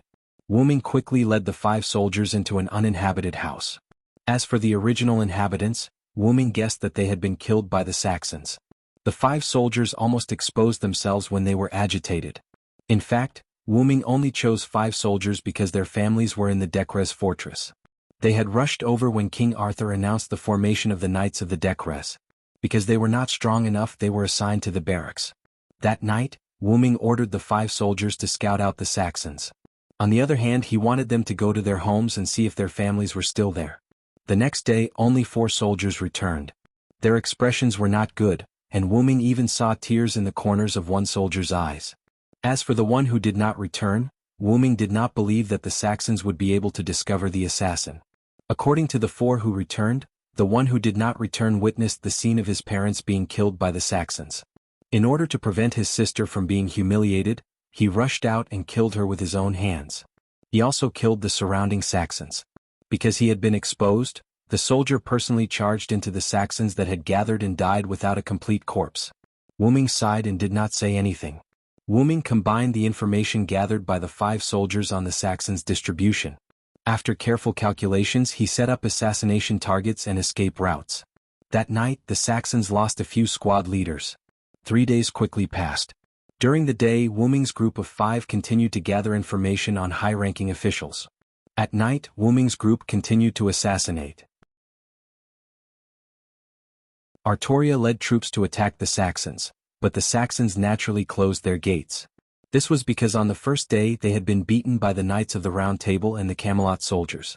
On the 5th day, after the Saxons lost almost all of their generals, the remaining squad leader immediately ordered them to retreat from Fort de Clays. After retreating, the Saxons left behind a few remaining soldiers and began to massacre the residents of Fort de Clays, burning down the houses. Wu Ming's 4 soldiers could not take it anymore and charged into the enemy ranks. Wu Ming also furiously joined the battle.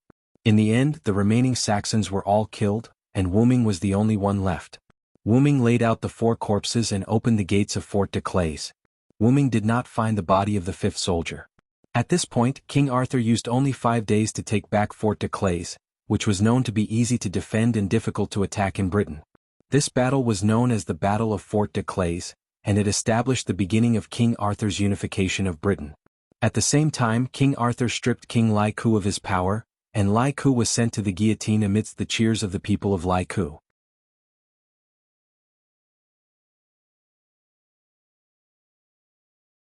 Chapter 19. It had been 10 years since Declete's Blitzkrieg. After 12 major wars, King Arthur had driven the Saxons out of Britain.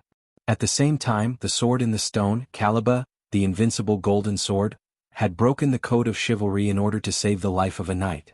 Because of that, the knight felt extremely guilty and volunteered to search for the Holy Grail that could grant wishes to restore the broken sword in the stone when the war was over. Accompanied by Soundless, Merlin, and Lancelot, Artoria received the star-sacred sword Excalibur and the sacred sword scabbard Avalon from the Lake Sprite. Moreover, Artoria was blessed by the Lake Sprite and could walk freely on water. This solved the problem of Artoria's inability to swim. After all, Artoria couldn't appear as a woman. She would be exposed if she tried to swim. What surprised Wu Ming was that the Lake Sprite had also given him a jade pendant, which could be of help to Wu Ming. Wu Ming later realized that wearing this jade pendant could reduce the negative effects of his dragon attribute, so he had been wearing it ever since. During this time, the number of Knights of the Round Table had increased to 150, which was just enough to fill the Round Table. At the same time, Wu Ming also met the traitorous knight, Mordred.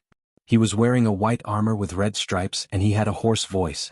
Wu Ming always felt a strange connection with the traitorous knight whenever he was close to him. It seemed that Mordred could feel it as well. Because of this, Mordred often spoke ill of Wu Ming. Regarding this connection, Wu Ming vaguely guessed something in his heart. At this time, Artoria was not in Camelot. The Silver Dragon, or Wu Ming, was in charge of guarding Camelot. In the early days of King Arthur's conquest, Some nobles and kings ambushed Camelot when Artoria was leading her army to battle.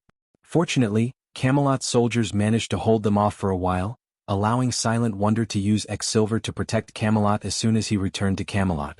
By the way, Quicksilver's noble phantasm was a pillar of light that shot up to the sky. It was similar to Gawain's Excalibur and Artoria's Excalibur. Since then, Wu Ming had been stationed in Camelot by Artoria to protect Queen Guinevere and the city of Camelot. As for the nobles and kings who attacked Camelot, Artoria was determined to eliminate them one by one. She told Wu Ming that, even if we keep them alive, they will be a disaster. For the future of Britain, we should get rid of them. In the backyard of the palace, Guinevere, who was in her 20s, had become even more beautiful. She was taking care of her flowers while Wu Ming stood beside her. Master Villo, do you think these flowers are beautiful? Guinevere did not turn around, but Wu Ming could still feel her smile. They are very beautiful. Then why don't you pick the flowers you like? Guinevere was a little sad. I like them. But as a knight, I should not think about that. Is that so? As long as you like them. Guinevere turned around and smiled. This country is at peace, Guinevere said cheerfully. If I'm not mistaken, yes. Wu Ming was a little worried. Don't worry, Lord Varon. With the invincible silver dragon of Britain and the incomparably valiant King Arthur, there will be peace. I hope so, Wu Ming mumbled. The more peaceful it was, the more uneasy Wu Ming was. In fact, Wu Ming had not seen Merlin for a long time. He could not contact Merlin either. Wu Ming guessed that Merlin might have been sealed away by Morgan Le Fay in Avalon, a fantasy land far away from the mortal world. Wu Ming had warned Merlin, but it seemed like it was useless. Artoria left Camelot to find Merlin. Morgan Le Fay. I hope you can behave or I will take you away before I leave. During the banquet, everyone was celebrating the unification of Britain and the arrival of peace. Wu Ming, on the other hand, was thinking about what Artoria said to Wu Ming today. Why? You should leave now, Artoria said. Yes, Britain is at peace. The spell on my body reacted a little. When Wu Ming was summoned and signed a contract with King Yusef, a layer of magic spell was added to Wu Ming's body. As long as King Yusef's goal was achieved, the spell would activate and send Wu Ming back to his original place. However, Wu Ming was attached to this place. Wu Ming looked at Artoria, who had not changed at all in 10 years. Wu Ming could not help but sigh. It seems that I have completely gotten used to the identity of a Villo Lia. Then what is your real name? Wu Ming. I will call you Ming from now on. Also, this thing, please keep it. Wu Ming was shocked when he saw the thing Artoria was holding. Wait, Lia, isn't this Avalon? Why are you giving it to me? Seeing Wu Ming's slightly anxious eyes, Artoria smiled. Because it is at peace. I need you to keep it for me temporarily. Because you said that Avalon will be lost. But what if I take it with me when I leave? No one knows how long the spell on my body can last. Then during this time you will stay close to me and protect me. She finished recalling. Sigh. Wu Ming sighed. Sure enough, I am still not good at mental activities. Then he shook his head and drank his wine. After the banquet, Wu Ming was walking to his room in the palace when a maid walked over. Sir Villo, the king invites you to meet in the back garden to discuss something. Wu Ming frowned but said after thinking for a moment. Got it? You can leave now. After saying that, Wu Ming walked away on his own. But the moment Wu Ming left, he did not notice that the maid's eyes emitted a faint purple light, like an illusory smoke, mysterious. Wu Ming, on the other hand, was walking into a trap that was designed for him.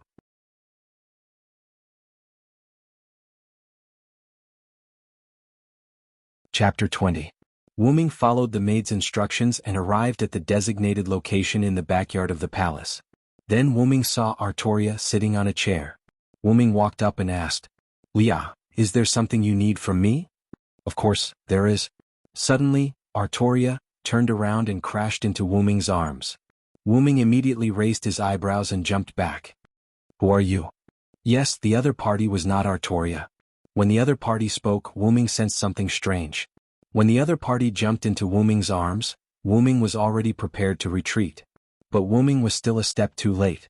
Wu Ming could clearly feel a faint dark aura wrapping around him. Wu Ming looked at Artoria, in front of him, whose face he couldn't see clearly, and his expression froze. Lord Villo, it seems that you still haven't recognized me. The other party smiled with a little pride. Could it be? You're Morgan Le Fay? Wu Ming said in a surprised tone. The other party's temperament, figure, hair color, and voice were all very similar to Artoria's. That was the effect of high-level magic, but Wu Ming could still see that the other party's original body was related to Artoria. Apart from Morgan Le Fay, Wu Ming couldn't think of anyone else. Lord Villo, long time no see. The other party's body was surrounded by magic, and the other party's figure changed. From the magic fog, an adult version of Artoria walked out. It really is you, Morgan Le Fay. Wu Ming didn't expect Morgan Le Fay's real appearance to be so similar to Artoria's. If Artoria's hair reached her waist and her breasts developed again, she would be exactly the same as Morgan Le Fay. Lord Villo, don't blame me.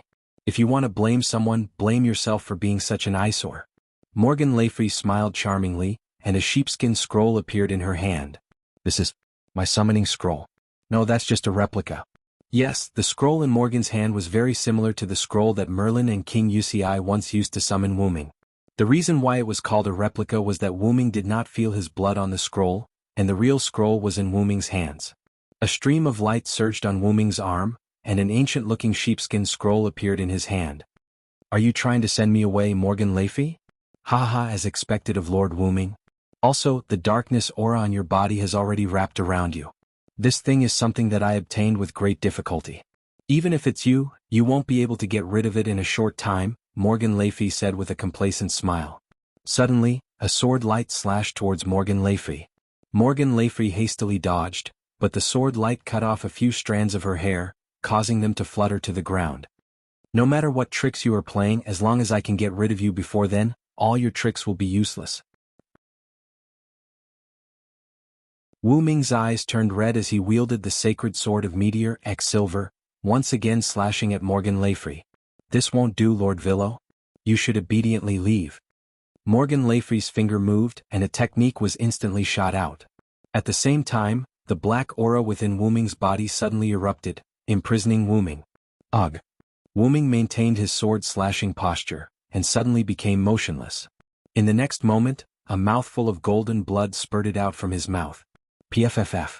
Morgan Le Fay promptly made a decision, and prepared a scroll that had already been opened, staining it with Wu Ming's blood.